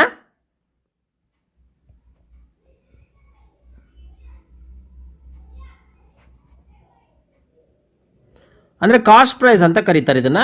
ಸೊ ಇದೇನಾಗಿರುತ್ತಪ್ಪ ಅಂತಂದ್ರೆ ಮೊದಲನೇದು ಎಷ್ಟು, 3x ಇದೆ. ಹೌದಾ? 3x ಪ್ರತಿ ಕೆಜಿಗೆ ಎಷ್ಟು ರೂಪಾಯಿ ಇಲ್ಲೇ ಬರ್ಕೊಂಡಿದ್ದೀವಿ ನೋಡ್ರಿ, 80. ಹಂಗಾಗಿ ಇದನ್ನು 80ರಿಂದ ಗುಣಿಸ್ಕೊಳ್ಳೋಣ. ಪ್ಲಸ್ ನೆಕ್ಸ್ಟ್ ಉಳಿದಿರೋದು ಯಾವುದು, 2x, ಅದಕ್ಕೆ ಇಂಟು ಎಷ್ಟಿದೆ, 140 ರೂಪಾಯಿ ಅಂತೆ, 140. ಸೊ ಅಲ್ಲಿಗೆ cost price is equal to ನೋಡಿ 8 3 24, 240x ಪ್ಲಸ್ ನೋಡಿ 14 2 28, 0 ಪ್ಲಸ್ ಎಕ್ಸ್. ಈಗ ಸಿ ಪಿ ಅಂದರೆ ಕಾಸ್ಟ್ ಪ್ರೈಸ್ ಅಸಲು ಬೆಲೆ ಇಸ್ ಈಕ್ವಲ್ ಟು ಎರಡನ್ನು ಕೂಡಿದ್ರೆ 0ಗೆ 0, 8 4 12ಕ್ಕೆ 2 10ಕ್ಕೆ 1 ಅಲ್ಲಿಗೆ 5, 520x ಆಗುತ್ತೆ. ಕಾಸ್ಟ್ ಪ್ರೈಸ್ ಎಷ್ಟು, 520. ಅಸಲು ಬೆಲೆ 520x ಆಗುತ್ತೆ. ಈಗ ಮಿಶ್ರಣವನ್ನು ಮಾರಿದ ಬೆಲೆ ಅದನ್ನು ಕಂಡುಹಿಡ್ಕೊಳ್ಳೋಣ. Selling price is equal to, ಈ ಕಡೆ ಮಾಡ್ತೀನಿ ನೋಡಿ. ಮಿಶ್ರಣದ ಮಾರಿದ ಬೆಲೆ ಅಂತಂದ್ರೆ ಇಂಗ್ಲಿಷಲ್ಲಿ ಸೆಲ್ಲಿಂಗ್ ಪ್ರೈಸ್ ಅಂತೇಳಿ. ಫಸ್ಟ್ ನಾವೇನು ಮಾಡ್ಕೊಳ್ಳೋಣ, ಕಾಸ್ಟ್ ಪ್ರೈಸ್ ಅಂದರೆ ಕೊಂಡ ಬೆಲೆ ಏನಿದೆ ಅದು ಪ್ಲಸ್ 15% ಆಫ್. ಹೌದಾ? 15% ಆಫ್ ಕಾಸ್ಟ್ ಪ್ರೈಸ್, ಇವೆರಡನ್ನು ಕೂಡಿಬಿಟ್ರೆ ಸಿಕ್ಬಿಡುತ್ತೆ. ಹೌದಾ? ಇದು ಮಾರಿದ ಬೆಲೆ ಆಗಿರುತ್ತೆ. ಅಂದರೆ ಕೊಂಡ ಬೆಲೆ ಅಂದರೆ ಅಸಲು ಬೆಲೆ ಎಷ್ಟು, ಅಸಲು ಬೆಲೆ 520x ಪ್ಲಸ್ 520xಗೆ 15% ಲಾಭ ಬಂದಿದೆ. ಯಾಕೆ ಇಲ್ಲಿ ಕೊಟ್ಟಿದ್ದಾರಲ್ಲ ಅದನ್ನು ಮಾಡಿಬಿಟ್ರೆ ನಮಗೆ ಮಾರಿದ ಬೆಲೆ ಗೊತ್ತಾಗ್ಬಿಡುತ್ತೆ. ಈಗ ಕಾಸ್ಟ್ ಪ್ರೈಸ್ ಎಷ್ಟು, 520. ಹೌದಾ? 520x plus 15% into cost price ಎಷ್ಟು, 520x. ಇದನ್ನು ಸಾಲ್ವ್ ಮಾಡಿಬಿಟ್ರೆ ನಮಗೆ ಲೆಕ್ಕ ಸಿಗುತ್ತೆ ನೋಡಿ. 520x ಪ್ಲಸ್ 15% ಅಂತಂದರೆ 15/100 ಇಂಟು 520x. ಈಗ ನೋಡಿ 1 0ಗೆ 1 0 ತೆಗಿಯೋಣ. ಈಗ ನೋಡಿ 15 × 52 ಗುಣಿಸ್ಕೋಬೇಕು. ಈ ಕಡೆ ನಾನು ಸೈಡಿಗೆ ಗುಣಿಸ್ಕೊಳ್ತೀನಿ ನೋಡಿ. 52 ಇಂಟು 15 ನೋಡಿ, 15 ಎರಡಲೆ 30ಕ್ಕೆ 0 ದಶಕ 3, 15 5 75 3 78, 780 ಬಂತು. ಅಲ್ಲಿಗೆ 520x ಪ್ಲಸ್ 780x ಬೈ 10. 10 ಯಾಕೆ ಉಳಿದೈತೆ ನೋಡಿ, ಇಲ್ಲಿ 10 ಒಂದು 0 ತೆಗೆದಿದ್ವಿ, ಅಲ್ಲಿಗೆ 1 0 ಅಂದರೆ 10 ಉಳಿತು. ಅಲ್ಲಿಗೆ 1 0 1 0 ಕ್ಯಾನ್ಸಲ್ ಮಾಡಿದ್ರೆ ಅಲ್ಲಿಗೆ 520x ಪ್ಲಸ್ 78x ಇವೆರಡನ್ನೂ ಕೂಡ್ಬಿಡೋಣ. ಇವೆರಡನ್ನೂ ಕೂಡಿದಾಗ ಎಷ್ಟಾಗುತ್ತೆ ಅಂತಂದರೆ ನೋಡಿ, ಇಲ್ಲಿ 0 ಮತ್ತು 8 ಕೂಡಿದ್ರೆ 8, 2 7 9, ಇಲ್ಲಿ 5 ಇದೆ 5, ಅಲ್ಲಿಗೆ 598x ಆಗುತ್ತೆ. ಯಾವುದು? ಮಾರಿದ ಬೆಲೆ. ಮಾರಿದ ಬೆಲೆ ನಮಗೆ ಗೊತ್ತಿದೆ. ಏನು ಮಾರಿದ ಬೆಲೆ ನೋಡಿ, ಇಲ್ಲೇ ಇದೆ ಆಲ್ರೆಡಿ, ಹೌದಾ? ಹಾಗಾಗಿ ನಮಗೆ 1196 ಇಸ್ ಈಕ್ವಲ್ ಟು 598x. ಈಗ ನನಗೆ ಎಕ್ಸ್ನ ಬೆಲೆ ಬೇಕು, ಹಂಗಾಗಿ X is equal to 1196 by 598. ನೋಡಿ ಇದು, ಅಯ್ಯೋ ಇದನ್ನು ಇಷ್ಟು ದೊಡ್ಡ ಬಾಕ್ಸದು ಅಂತ ಅನ್ಬಾರ್ದು, ಇದು ಡೈರೆಕ್ಟೇ ಇರುತ್ತೆ, ಹಂಗಾಗಿ ಕೊಟ್ಟಿರ್ತಾರೆ ನೋಡಿ. 500 ಡಬಲ್ ಮಾಡಿದ್ರೆ 1000 ಆಗುತ್ತೆ, ಕರೆಕ್ಟಾ? 98 ಡಬಲ್ ಮಾಡಿದ್ರೆ 196 ಆಗುತ್ತೆ, ಅಂದರೆ 598 ಎರಡ್ಲೆ ಅಂತ. ಅಲ್ಲಿಗೆ X is equal to 2, X is equal to 2 ಬಂತು. ಈಗ ನಮಗೇನು ಬೇಕು? ಎ ಎಷ್ಟು ಪ್ರಮಾಣ ಬೇಕು ಅಂತ ಕೊಟ್ಟಿದ್ದಾರೆ, ಹೌದಾ? ಏನ ಪ್ರಮಾಣ ಎಷ್ಟು ಅಂತ. ಇಲ್ಲಿ ನಾವು ಏನ ಪ್ರಮಾಣ ಏನಂತ ತೆಗೆದುಕೊಂಡಿದ್ದೀವಿ? 3x kg ಅಂತ ಕೊಟ್ಟಿದ್ದೀವಿ. ಸೊ ಹಾಗಾಗಿ A is equal to 3x ಅಂತ ತೆಗೆದುಕೊಂಡಿವಿ. ಅಲ್ಲಿಗೆ 3 ಇಂಟು 2 ಅಂತಂದರೆ, ಅಂದರೆ ಎಕ್ಸ್ ಅಂತಂದರೆ 2, ಅಲ್ಲಿಗೆ 3 2 6 kg. ಸೊ ಇದೇ 6 kg ಅಂತೇಳಿ? ಎಸ್, ಆಪ್ಷನ್ ಡಿ ನಲ್ಲಿದೆ ನೋಡಿ, D is equal to 6 kg. So ಅಲ್ಲಿಗೆ ಇದಕ್ಕೆ 84ಕ್ಕೆ ಉತ್ತರ ಡಿ. 85ನೇ ಲೆಕ್ಕ, ಪ್ರತಿ ಕಾರ್ಡ್ನ ಮೇಲೆ ಒಂದು ಸಂಖ್ಯೆಯಂತೆ 10ರಿಂದ 20ರವರೆಗಿನ ಸಂಖ್ಯೆಗಳನ್ನು ಪ್ರತ್ಯೇಕ ಕಾರ್ಡ್ಗಳ ಮೇಲೆ ಬರೆದು ಚೆನ್ನಾಗಿ ಮಿಶ್ರಣ ಮಾಡಿ ಒಂದು ಡಬ್ಬದಲ್ಲಿ ಇಡಲಾಗಿದೆ. ಕಣ್ಣು ಮುಚ್ಚಿ ಒಂದು ಕಾರ್ಡನ್ನು ಹೊರತೆಗೆದಾಗ ಅವಿಭಾಜ್ಯ ಸಂಖ್ಯೆಯನ್ನ ಪಡೆಯುವ ಸಂಭವನೀಯತೆ ಅಂತ ಕೊಟ್ಟಿದ್ದಾರೆ. ಇಲ್ಲಿ ನೋಡ್ರಿ, 10ರಿಂದ 20ರವರೆಗಿನ ಸಂಖ್ಯೆ, ಹೌದಾ? 10ರಿಂದ 20ರವರೆಗಿನ ಸಂಖ್ಯೆ ಅಂತಂದ್ರೆ ಒಟ್ಟು ಸಂಖ್ಯೆ ಎಷ್ಟು? 11 ಸಂಖ್ಯೆ. ಒಟ್ಟು 11 ಸಂಖ್ಯೆ, ಒಟ್ಟು 11 ಸಂಖ್ಯೆ. ಓಕೆ, 11 ಸಂಖ್ಯೆ. ಈ ಅದನ್ನು ಬರ್ದ್ಬಿಡೋಣ ನೋಡಿ. 10, 11, 12, 13, 14, 15, 16, 17, 18, 19, 20. ಇದರಲ್ಲಿ ಅವಿಭಾಜ್ಯ ಸಂಖ್ಯೆಗಳಂತ. ಅವಿಭಾಜ್ಯ ಸಂಖ್ಯೆ ಅಂತಂದರೆ ಯಾವುದರಿಂದನೂ ಭಾಗ ಆಗಬಾರ್ದು. ಅದು 11, 13, 15 ಬರೋದಿಲ್ಲ, ಹೌದಾ? 17, ನೆಕ್ಸ್ಟ್ 19, ಅಂದರೆ ಒಟ್ಟು ಎಷ್ಟಾಯಿತು? 4 ಆಯಿತು. ಸೊ ಅದರ ಸಂಭವನೀಯತೆ ಕೇಳಿದ್ದಾರೆ. ಒಟ್ಟು ಸಂಖ್ಯೆ ಎಷ್ಟು? 11 ಸಂಖ್ಯೆ ಒಟ್ಟು, ಹೌದಾ? ಅದರಲ್ಲಿ ಅವಿಭಾಜ್ಯ ಸಂಖ್ಯೆ ಎಷ್ಟಿದೆ? 4 ಬರ್ಬೋದು. ಸೊ ಹಾಗಾಗಿ 11ನೇ 4 ಅನ್ನೋದು ಇದಕ್ಕೆ ಉತ್ತರ ಆಗಿದೆ. ಇದು ಆಪ್ಷನ್ ಬಿ ನಲ್ಲಿದೆ ನೋಡಿ, 11ನೇ 4 ಅನ್ನೋದು ಇದಕ್ಕೆ ಸರಿಯಾದಂಥ ಉತ್ತರ ಆಗಿದೆ. ಇನ್ನು 86ನೇ ಲೆಕ್ಕ, ಒಂದು ಹಳ್ಳಿಯ 260 ಜನರನ್ನ ಅವರು ಇಷ್ಟಪಡುವ ಬಣ್ಣದ ಬಗ್ಗೆ ಸಮೀಕ್ಷೆ ಮಾಡಿ ಸಂಗ್ರಹಿಸಿದ ದತ್ತಾಂಶವನ್ನ ಕೊಟ್ಟಿರುವ ಪೈ ನಕ್ಷೆಯ ಮೂಲಕ ಪ್ರತಿನಿಧಿಸಲಾಗಿದೆ. ಹಸಿರು ಬಣ್ಣವನ್ನು ಇಷ್ಟಪಡುವ ಜನರ ಸಂಖ್ಯೆಗೂ ಹಾಗೂ ಕೆಂಪು ಬಣ್ಣವನ್ನು ಇಷ್ಟಪಡುವ ಜನರ ಸಂಖ್ಯೆಗೂ ಇರುವ ವ್ಯತ್ಯಾಸ ಅಂತ ಕೊಟ್ಟಿದ್ದಾರೆ. ನಮಗೆ ಗೊತ್ತಿದೆ ಟೋಟಲ್ ಇದೇನಿದು ಪರ್ಸೆಂಟೇಜ್ 100ಕ್ಕಿರುತ್ತೆ, ಹೌದಾ? ಸೊ ಹಂಗಾಗಿ 40%, 25, 20, 15 ಅಂದರೆ ಟೋಟಲ್ 100% ಇರುತ್ತೆ, ಹೌದಾ? ಟೋಟಲ್ ಎಷ್ಟು ಜನ ಅಂತೆ? 260 ಜನ. ಅಂದರೆ 260 ಜನನು 4 ಬಣ್ಣ ಟೋಟಲ್ ಇಷ್ಟಪಡ್ತಾರೆ. ಹಾಗಾಗಿ ನಾವೇನು ಬರ್ಕೊಳ್ಳೋಣ ನೋಡಿ, 260ಕ್ಕೆ ಎಷ್ಟು ಪರ್ಸೆಂಟ್ ಅಂತೆ? 100% ಅಂತೆ, ಹೌದಾ? 260ಕ್ಕೆ 100% ಅಂತ. ಅಥವಾ ಇದನ್ನ ಹಿಂಗೂ ಬರ್ಕೋಬೋದು ನಾವು. 100% ಅಂತಂದರೆ ನೋಡಿ, ಇದು ಬೇಡ ನಿಮಗೆ. 100% ಅಂತಂದರೆ ಎಷ್ಟು ಜನ? 260 ಜನ. ಹಾಗಾದರೆ ಈಗ ನಮಗೆ ಏನು ಕೇಳಿದ್ದಾರೆ? ಹಸಿರು ಬಣ್ಣ, ಹೌದಾ? ಹಸಿರು ಬಣ್ಣ ಎಲ್ಲಿದೆ? 25% ಇದೆ. ಸೊ ಹಾಗಾಗಿ 25% ಅಂತಂದರೆ ಎಷ್ಟು? ಇದನ್ನು ಏಕಾಂಕ ಮೆಥಡಲ್ಲಿ ನಾವು ಮಾಡ್ಬೋದು, ಹೌದಾ? ಸೊ ಅಲ್ಲಿಗೆ 25 ಇಂಟು 260 ಡಿವೈಡೆಡ್ ಬೈ 100 ಆಗತ್ತೆ. ಸೊ ಇದೇನಿದು? ಹಸಿರು ಬಣ್ಣವನ್ನು ಇಷ್ಟಪಡೋ ಜನ, ಹಸಿರು ಬಣ್ಣವನ್ನು ಇಷ್ಟಪಡುವವರು. ಇದು ನೋಡಿ, 25 1 25 4, ಹೌದಾ? ಸೊ ಅಲ್ಲಿಗೆ 260 ಬೈ 4 ನೋಡಿ. 260 ಬೈ 4 ನಾವೇನು ಮಾಡೋಣ ನೋಡಿ, 260 ಬೈ 4 ನೋಡಿ, 4 6 24, 2 ಉಳಿತು, 0 ತಗೊಳ್ಳೋಣ. 25 4 5 20, ಸೊ 65 ಆಯಿತು. ಸೊ ಹಾಗಾದರೆ ಹಸಿರು ಬಣ್ಣವನ್ನು ಇಷ್ಟಪಡೋರು ಎಷ್ಟು ಜನ? 65. ಅದೇ ರೀತಿ ಕೆಂಪು ಬಣ್ಣವನ್ನು ಇಷ್ಟಪಡೋರು ನೋಡ್ಕೊಳ್ಳೋಣ. ಅದನ್ನ ಹೆಂಗೆ ಮಾಡೋದು ನಾವು ನೋಡಿ? ಸೇಮ್ ಇದೂ ಅದೇ ರೀತಿಯೇ. ಏನು? 100%ಗೆ 260 ಜನ, ಹೌದಾ? ಕೆಂಪೆಲ್ಲಿದೆ? 15%. So 15% is equal to question mark. ಇದನ್ನ ನೋಡಿ ಏಕಾಂಕ ಮೆಥಡಲ್ಲಿ ಮಾಡಿದ್ರೆ 15 ಇಂಟು 260 ಬೈ 100. ಸೊ ಈಗ ನೋಡಿ 1 0ಗೆ 1 0 ತೆಗಿಯೋಣ. ಸೊ ಈಗ 5ರಿಂದ ಭಾಗಿಸೋಣ. ನೋಡಿ 5 3 15, 5 2 ಅಲ್ಲಿಗೆ ಏನು ಉಳಿತು? ಇದು 3, ಹೌದಾ? ಇಲ್ಲಿ ಕೆಳಗೆ 2, ಇಲ್ಲಿ 26 ಉಳಿತು. ಇಲ್ಲಿ ನೋಡ್ರಿ 2 1 2 13, ಅಲ್ಲಿಗೆ 13 3 39. ಸೊ ಕೆಂಪು ಬಣ್ಣವನ್ನು ಪಡೋರು ಎಷ್ಟು ಜನ? 39 ಜನ ಇಷ್ಟಪಡ್ತಾರೆ. ಸೊ ಈಗ ಅವ್ರು ಏನು ಕೇಳಿದ್ದಾರೆ? ಹಸಿರು ಬಣ್ಣವನ್ನು ಇಷ್ಟಪಡುವವರ ಜನರ ಸಂಖ್ಯೆಗೂ ಕೆಂಪು ಬಣ್ಣವನ್ನು ಇಷ್ಟಪಡುವವರ ಜನರ ಸಂಖ್ಯೆಗೂ ವ್ಯತ್ಯಾಸ. ಅದನ್ನು ಬರ್ಕೊಂಡ್ಬಿಡೋಣ. ನೋಡಿ, ಹಸಿರು ಇಷ್ಟಪಡೋರು ಎಷ್ಟು ಜನ ಅಂತೆ? 65 ಜನ ಅಂತೆ. ಮೈನಸ್ ಕೆಂಪು ಇಷ್ಟಪಡೋರು ಎಷ್ಟು? 39 ಜನ ಅಂತೆ. ಸೊ ನೋಡಿ, 5ರಲ್ಲಿ 9 ಹೋಗಲ್ಲ, ದಸ್ಕ ತಗೊಳ್ಳೋಣ. 15ರಲ್ಲಿ 9 ಹೋದರೆ ಎಷ್ಟು? 6. ಈ 6ರಲ್ಲಿ ಒಂದು ದಸ್ಕ ಕೊಟ್ಟಿದ್ದೀವಿ, ಎಷ್ಟಾಯ್ತು? 5 ಆಯಿತು. 5ರಲ್ಲಿ 3 ಹೋದರೆ 2. ಸೊ ಎಷ್ಟು? 26. 26 ಅನ್ನೋದು ಆಪ್ಷನಲ್ಲಿ ಇದೆಯಾ? ಎಸ್ ಇದೆ ನೋಡಿ. ಎಲ್ಲಿ? ಸಿ ಅನ್ನೋದ್ರಲ್ಲಿ ಇದೆ ನೋಡಿ. ಸೊ ಹಂಗಾಗಿ ಸರಿಯಾದಂಥ ಉತ್ತರ ಆಪ್ಷನ್ ಸಿ. 87ನೇದು, 775 ಒಂದು ಪೂರ್ಣ ವರ್ಗ ಸಂಖ್ಯೆಯನ್ನಾಗಿ ಮಾಡಲು ಅದರಿಂದ ಕಳೆಯಬೇಕಾದ ಕನಿಷ್ಠ ಸಂಖ್ಯೆ ಅಂತ ಕೊಟ್ಟಿದ್ದಾರೆ. ಸೊ ನೋಡಿ, ಇದು ತುಂಬ ಈಸಿ. ಇದನ್ನು ಮಾಡ್ತಾ ಹೋಗೋಣ ನಾವು. ಹೆಂಗೆ ಅಂತಂದರೆ, ಇದನ್ನು ಭಾಗಾಕಾರ ವಿಧಾನದಿಂದ ಏನು ನಾವು ವರ್ಗಮೂಲವನ್ನು ಕಂಡಿತೀವಲ್ಲ ಆ ಮೆಥಡಿಂದ ಮಾಡ್ತಾ ಹೋಗಬೇಕು ನಾವು. ಅದಕ್ಕೆ 775 ಏನಿದೆ ಅದನ್ನು ಆ ರೀತಿ ಬರ್ಕೊಂಡು ನೋಡಿ, ಈ ನಾವೇನು ಮಾಡಬೇಕು?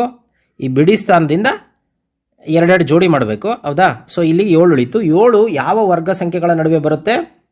3 3 9 ಮತ್ತು 2 2 4. ಅದು ಚಿಕ್ಕದು ಯಾವುದು? 2. ಸೊ ಹಂಗಾಗಿ 2 ತೊಗೊಂಡ್ರೆ ನೋಡಿ, 2 2 4 ಕರೆಕ್ಟಾಗಿ. 7ರಲ್ಲಿ 4 ಹೋದರೆ 3.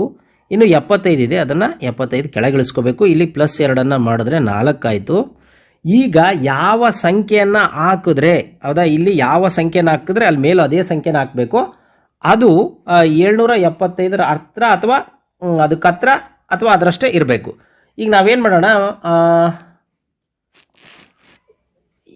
6 ಹಾಕಿ ನೋಡ್ತೀನಿ ನಾನು, ಹೌದಾ? 46 6ಲೆ ಅಂತ ಹಾಕ್ತೀನಿ ನೋಡೋಣ. 46 6ಲೆ 36ಕ್ಕೆ 6, ದಸ್ಕ 3, 4 24, 3 27. ಚಿಕ್ಕದಾಯಿತು.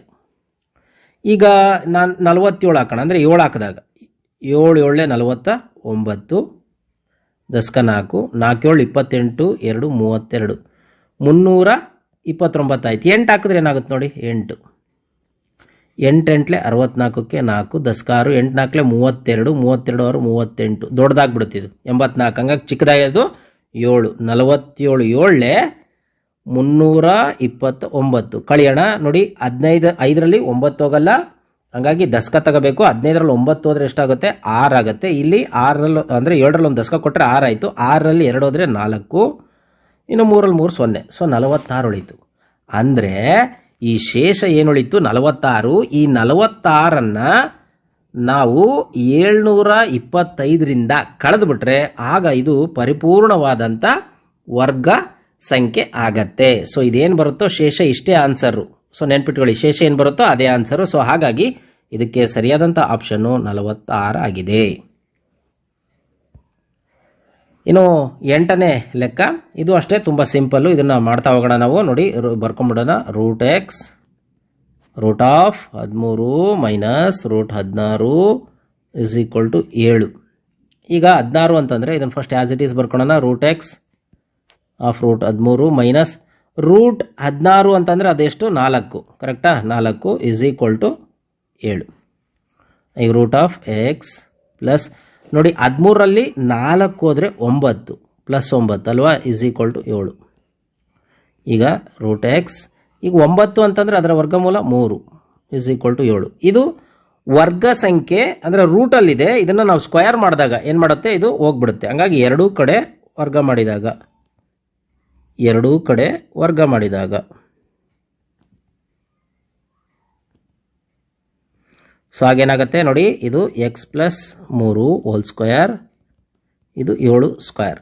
ಸೊ ಇಲ್ಲಿ ಸ್ಕ್ವಯರು ಸ್ಕ್ವಯರ್ ರೂಟು ಹೋಯಿತು. ಅಲ್ಲಿಗೆ x + 3 = 49 ಆಯಿತು. 7 7 49. ಈಗ 3 = ಆ ಕಡೆ ಕಳ್ಸೋಣ. ಅಲ್ಲಿಗೆ x = 49 ಮೈನಸ್ 3, x = 49ರಲ್ಲಿ 3 ಹೋದ್ರೆ 46. ಸೊ ಅಲ್ಲಿಗೆ x ನ ಬೆಲೆ ಏನು? 46 ಅನ್ನೋದಾಗಿದೆ. ಆಪ್ಷನ್ ಬಿ ಇದಕ್ಕೆ ಸರಿಯಾದಂಥ ಉತ್ತರ. ನೋಡಿ, ಇದು ಈ ಲೆಕ್ಕ ನೋಡಿ, √3 minus 216 plus √3 125 minus √3 minus 343 whole square ಅಂದರೆ ಕಂಪ್ಲೀಟ್ ಆಗಿ ಸ್ಕ್ವೇರ್ ಅಲ್ಲಿ ಇದೆ ಇಸ್ ಈಕ್ವಲ್ ಟು 3k. ಆದರೆ k ನ ಬೆಲೆ ಏನು ಅಂತ ಕೊಟ್ಟಿದ್ದಾರೆ. ನಾವು ಒಂದೊಂದೇ ಸಾಲ್ವ್ ಮಾಡ್ತಾ ಹೋಗೋಣ. ನೋಡಿ, ಇದು 216 ಏನಿದೆ ಅದರ ಘನಮೂಲ ಯಾವುದು? ಇದು ಕ್ಯೂಬ್ ರೂಟು. ನಾವು ಸ್ಕ್ವೇರ್ ಅಂತ ಹೇಳಿದ್ರೆ ತಪ್ಪಾಗುತ್ತೆ. Cube root. ಸೊ 216ರ ಘನಮೂಲ ಏನು? 6. ಸೊ ಹಾಗಾಗಿ ಇದು ಮೈನಸ್ ಇರೋದ್ರಿಂದ -6 ಆಗತ್ತೆ. ಇದು ನೆನ್ಪಿಟ್ಕೊಳ್ಳಿ. ಹಂಗೆ ಪ್ಲಸ್ ಇದು 125 ನೀವು ಬಹೆಟ್ ಮಾಡಿರ್ಬೇಕಿದು. ಇದೆಷ್ಟಿದು? 5 ಆಗತ್ತೆ. ಇದು ಹೌದಾ? ಇದೇನಿದೆ? ಮೈನಸ್. ನೋಡಿ, ಮೈನಸ್ ಆಫ್ ಮೈನಸ್ ಇದೇನಿದು? 343. ಇದರ ಘನಮೂಲ ಏನು? 7. ಹಂಗಾಗಿ ಮೈನಸ್ ಇರೋದ್ರಿಂದ -7 ಹಾಕೊಳ್ತೀನಿ. ಸೊ ಇದು ಹೋಲ್ ಸ್ಕ್ವೇರ್ ಕೊಟ್ಟಿದ್ದಾರೆ. Whole square is equal to 3k. ಈಗ ನೋಡಿ, -6 plus 5 minus into minus plus 7 is equal ಅಂದರೆ whole square is equal to 3k. ಈಗ ನೋಡಿ, 6ರಲ್ಲಿ 5 ಹೋದರೆ 1. ಎಂಥ 1? -1 plus 7 whole square is equal to 3k. ಈಗ 7ರಲ್ಲಿ 1 ಹೋದರೆ 6 square is equal to 3k. 6 square ಅಂತಂದರೆ 36 ಇಸ್ ಈಕ್ವಲ್ ಟು 3k. ಈಗ ನನಗೆ k ಬೇಕು. ಅಲ್ಲಿಗೆ ಏನು ಮಾಡೋಣ? 36/3. ಅಲ್ಲಿಗೆ ನೋಡಿ, 3 2 ಅಲ್ಲಿಗೆ 12 3 36. ಅಂದರೆ ಈಗ ಎಲ್ಲಿದೆ ಉತ್ತರ? ಇದು ನೀವು ಕೇಳ್ಬೋದು, ಸರ್ ಎಲ್ಲೂ ಉತ್ತರನೇ ಇಲ್ಲಲ್ಲ ಅಂತ. ನೋಡಿ, k ಇಸ್ ಈಕ್ವಲ್ ಟು 12 ಹೆಂಗೆ ಬರ್ಕೋಬೋದು ನಾವು? k ಇಸ್ ಈಕ್ವಲ್ ಟು 12 4 3 12 ಅಂತ ಬರ್ಕೋಬೋದು. ಅಲ್ಲಿಗೆ k ಇಸ್ ಈಕ್ವಲ್ ಟು 4 ಹೆಂಗೆ ಬರಿಬೋದು? 2 ಅಂತ ಬರಿಬೋದು. ಸೊ ಇದು ಮತ್ತು 3 ಅಂತ ಬರಿಬೋದು. ನೋಡಿ, 2 ಇಂಟು 3 ಅಂತ ಎಲ್ಲಿದೆ? ಆಪ್ಷನ್ ಡಿ ನಲ್ಲಿದೆ. ಸೊ ಹಾಗಾಗಿ ಇದಕ್ಕೆ ಸರಿಯಾದಂಥ ಉತ್ತರ ಆಪ್ಷನ್ ಡಿ ಅನ್ನೋದಾಗತ್ತೆ. 2 ಅಂದರೆ 2 ಇಂಟು 3. ಕೊನೆ ಲೆಕ್ಕ. ಕೊಟ್ಟಿರುವ ಕೋಷ್ಟಕ ಒಂದು ಶಾಲೆಯ ವಿದ್ಯಾರ್ಥಿಗಳಿಗೆ ಅವರು ಇಷ್ಟಪಡುವ ಆಟದ ಬಗ್ಗೆ ನಡೆಸಿದ ಸಮೀಕ್ಷೆಯ ಫಲಿತಾಂಶವನ್ನು ತೋರಿಸುತ್ತದೆ. ಈ ದತ್ತಾಂಶಗಳನ್ನು ಪೈ ನಕ್ಷೆಯ ಮೂಲಕ ತೋರಿಸಿದರೆ ವಾಲಿಬಾಲ್ ಆಟವನ್ನು ಇಷ್ಟಪಡುವ ಪ್ರತಿನಿಧಿಸುವ ಖಂಡದ ಕೋನದ ಅಳತೆ ಅಂತ ಕೊಟ್ಟಿದ್ದಾರೆ. ಇದು ತುಂಬ ಸಿಂಪಲ್ಲು. ಏನು ಅಂತಂದರೆ, ಫಸ್ಟ್ ಇಲ್ಲಿ ಇರ್ತಕ್ಕಂಥ ಒಟ್ಟು ವಿದ್ಯಾರ್ಥಿಗಳ ಸಂಖ್ಯೆಯನ್ನು ನಾವು ಟೋಟಲ್ ಮಾಡ್ಕೋಬೇಕು. ಸೊ ಟೋಟಲ್ ಮಾಡ್ಕೊಂಡಿದ್ರೆ ನೋಡಿ, ಇಲ್ಲಿ ಟೋಟಲ್ ಮಾಡ್ಕೊಳ್ಳೋಣ. 75 110 80 100 115. ನೋಡಿ, 5 5 10ಕ್ಕೆ 0 10ಕ್ಕೆ 1 8 9. ಹೌದಾ? 9 ಇದು 17 17 1 18. ಅಲ್ಲಿಗೆ 10ಕ್ಕೆ 1 ಇದು 3 ಇದೆ. 3 1 4 480 ಆಯಿತು. ಸೊ ಒಟ್ಟು ವಿದ್ಯಾರ್ಥಿಗಳ ಸಂಖ್ಯೆ ಎಷ್ಟು? 480. ಇಲ್ಲೇನು ಕೇಳಿದ್ದಾರೆ? ವಾಲಿಬಾಲ್ ಕೇಳಿದ್ದಾರೆ. ಹೌದಾ? ವಾಲಿಬಾಲ್ ಎಷ್ಟು ಜನ? 80 ಜನ ಮಾತ್ರ. ಇದರ ಖಂಡ ಕೋನ ಅಂತ ಕೇಳಿರೋದ್ರಿಂದ ನಮಗೆ ಗೊತ್ತಿದೆ ವೃತ್ತ. ಹೌದಾ? ಪೈನಕ್ಷೆ ಅಂತಂದ್ರೇನು? ಕಂಪ್ಲೀಟಾಗಿ ವೃತ್ತ. ಈ ವೃತ್ತದ ಸಂಪೂರ್ಣ ಕೋನ ಎಷ್ಟಿರುತ್ತೆ? 360 ಇರುತ್ತೆ. ಹಂಗಾಗಿ ಇದನ್ನು ನಾವು 360ರಿಂದ ಗುಣಿಸ್ಬಿಟ್ರೆ ನಮಗೆ ಉತ್ತರ ಸಿಕ್ಬಿಡುತ್ತೆ. ನೋಡಿ, ಇಲ್ಲಿ 1 0 ಇಲ್ಲೊಂದು 0 ಹೋಯಿತು. ಅಲ್ಲಿಗೆ ಏನು ಉಳಿತು? 80/48 ಇಂಟು 36. ನೋಡ್ರಿ, ಇದು 12ರಿಂದ ಹೋಗುತ್ತೆ. 12 3 36, 12 4 48. ಅಲ್ಲಿಗೆ 80 ಇಂಟು 3/4. ನೋಡಿ, 4ರಿಂದ ಮತ್ತೆ 4 ಅಂತೆ 4 20. ಅಲ್ಲಿಗೆ ಏನು ಉಳಿತು? 20 ಇಂಟು 3 23 60. ಸೊ ಅಲ್ಲಿಗೆ 60 ಡಿಗ್ರಿ ಬರುತ್ತೆ. ಅಲ್ಲಿಗೆ ಸರಿಯಾದಂಥ ಉತ್ತರ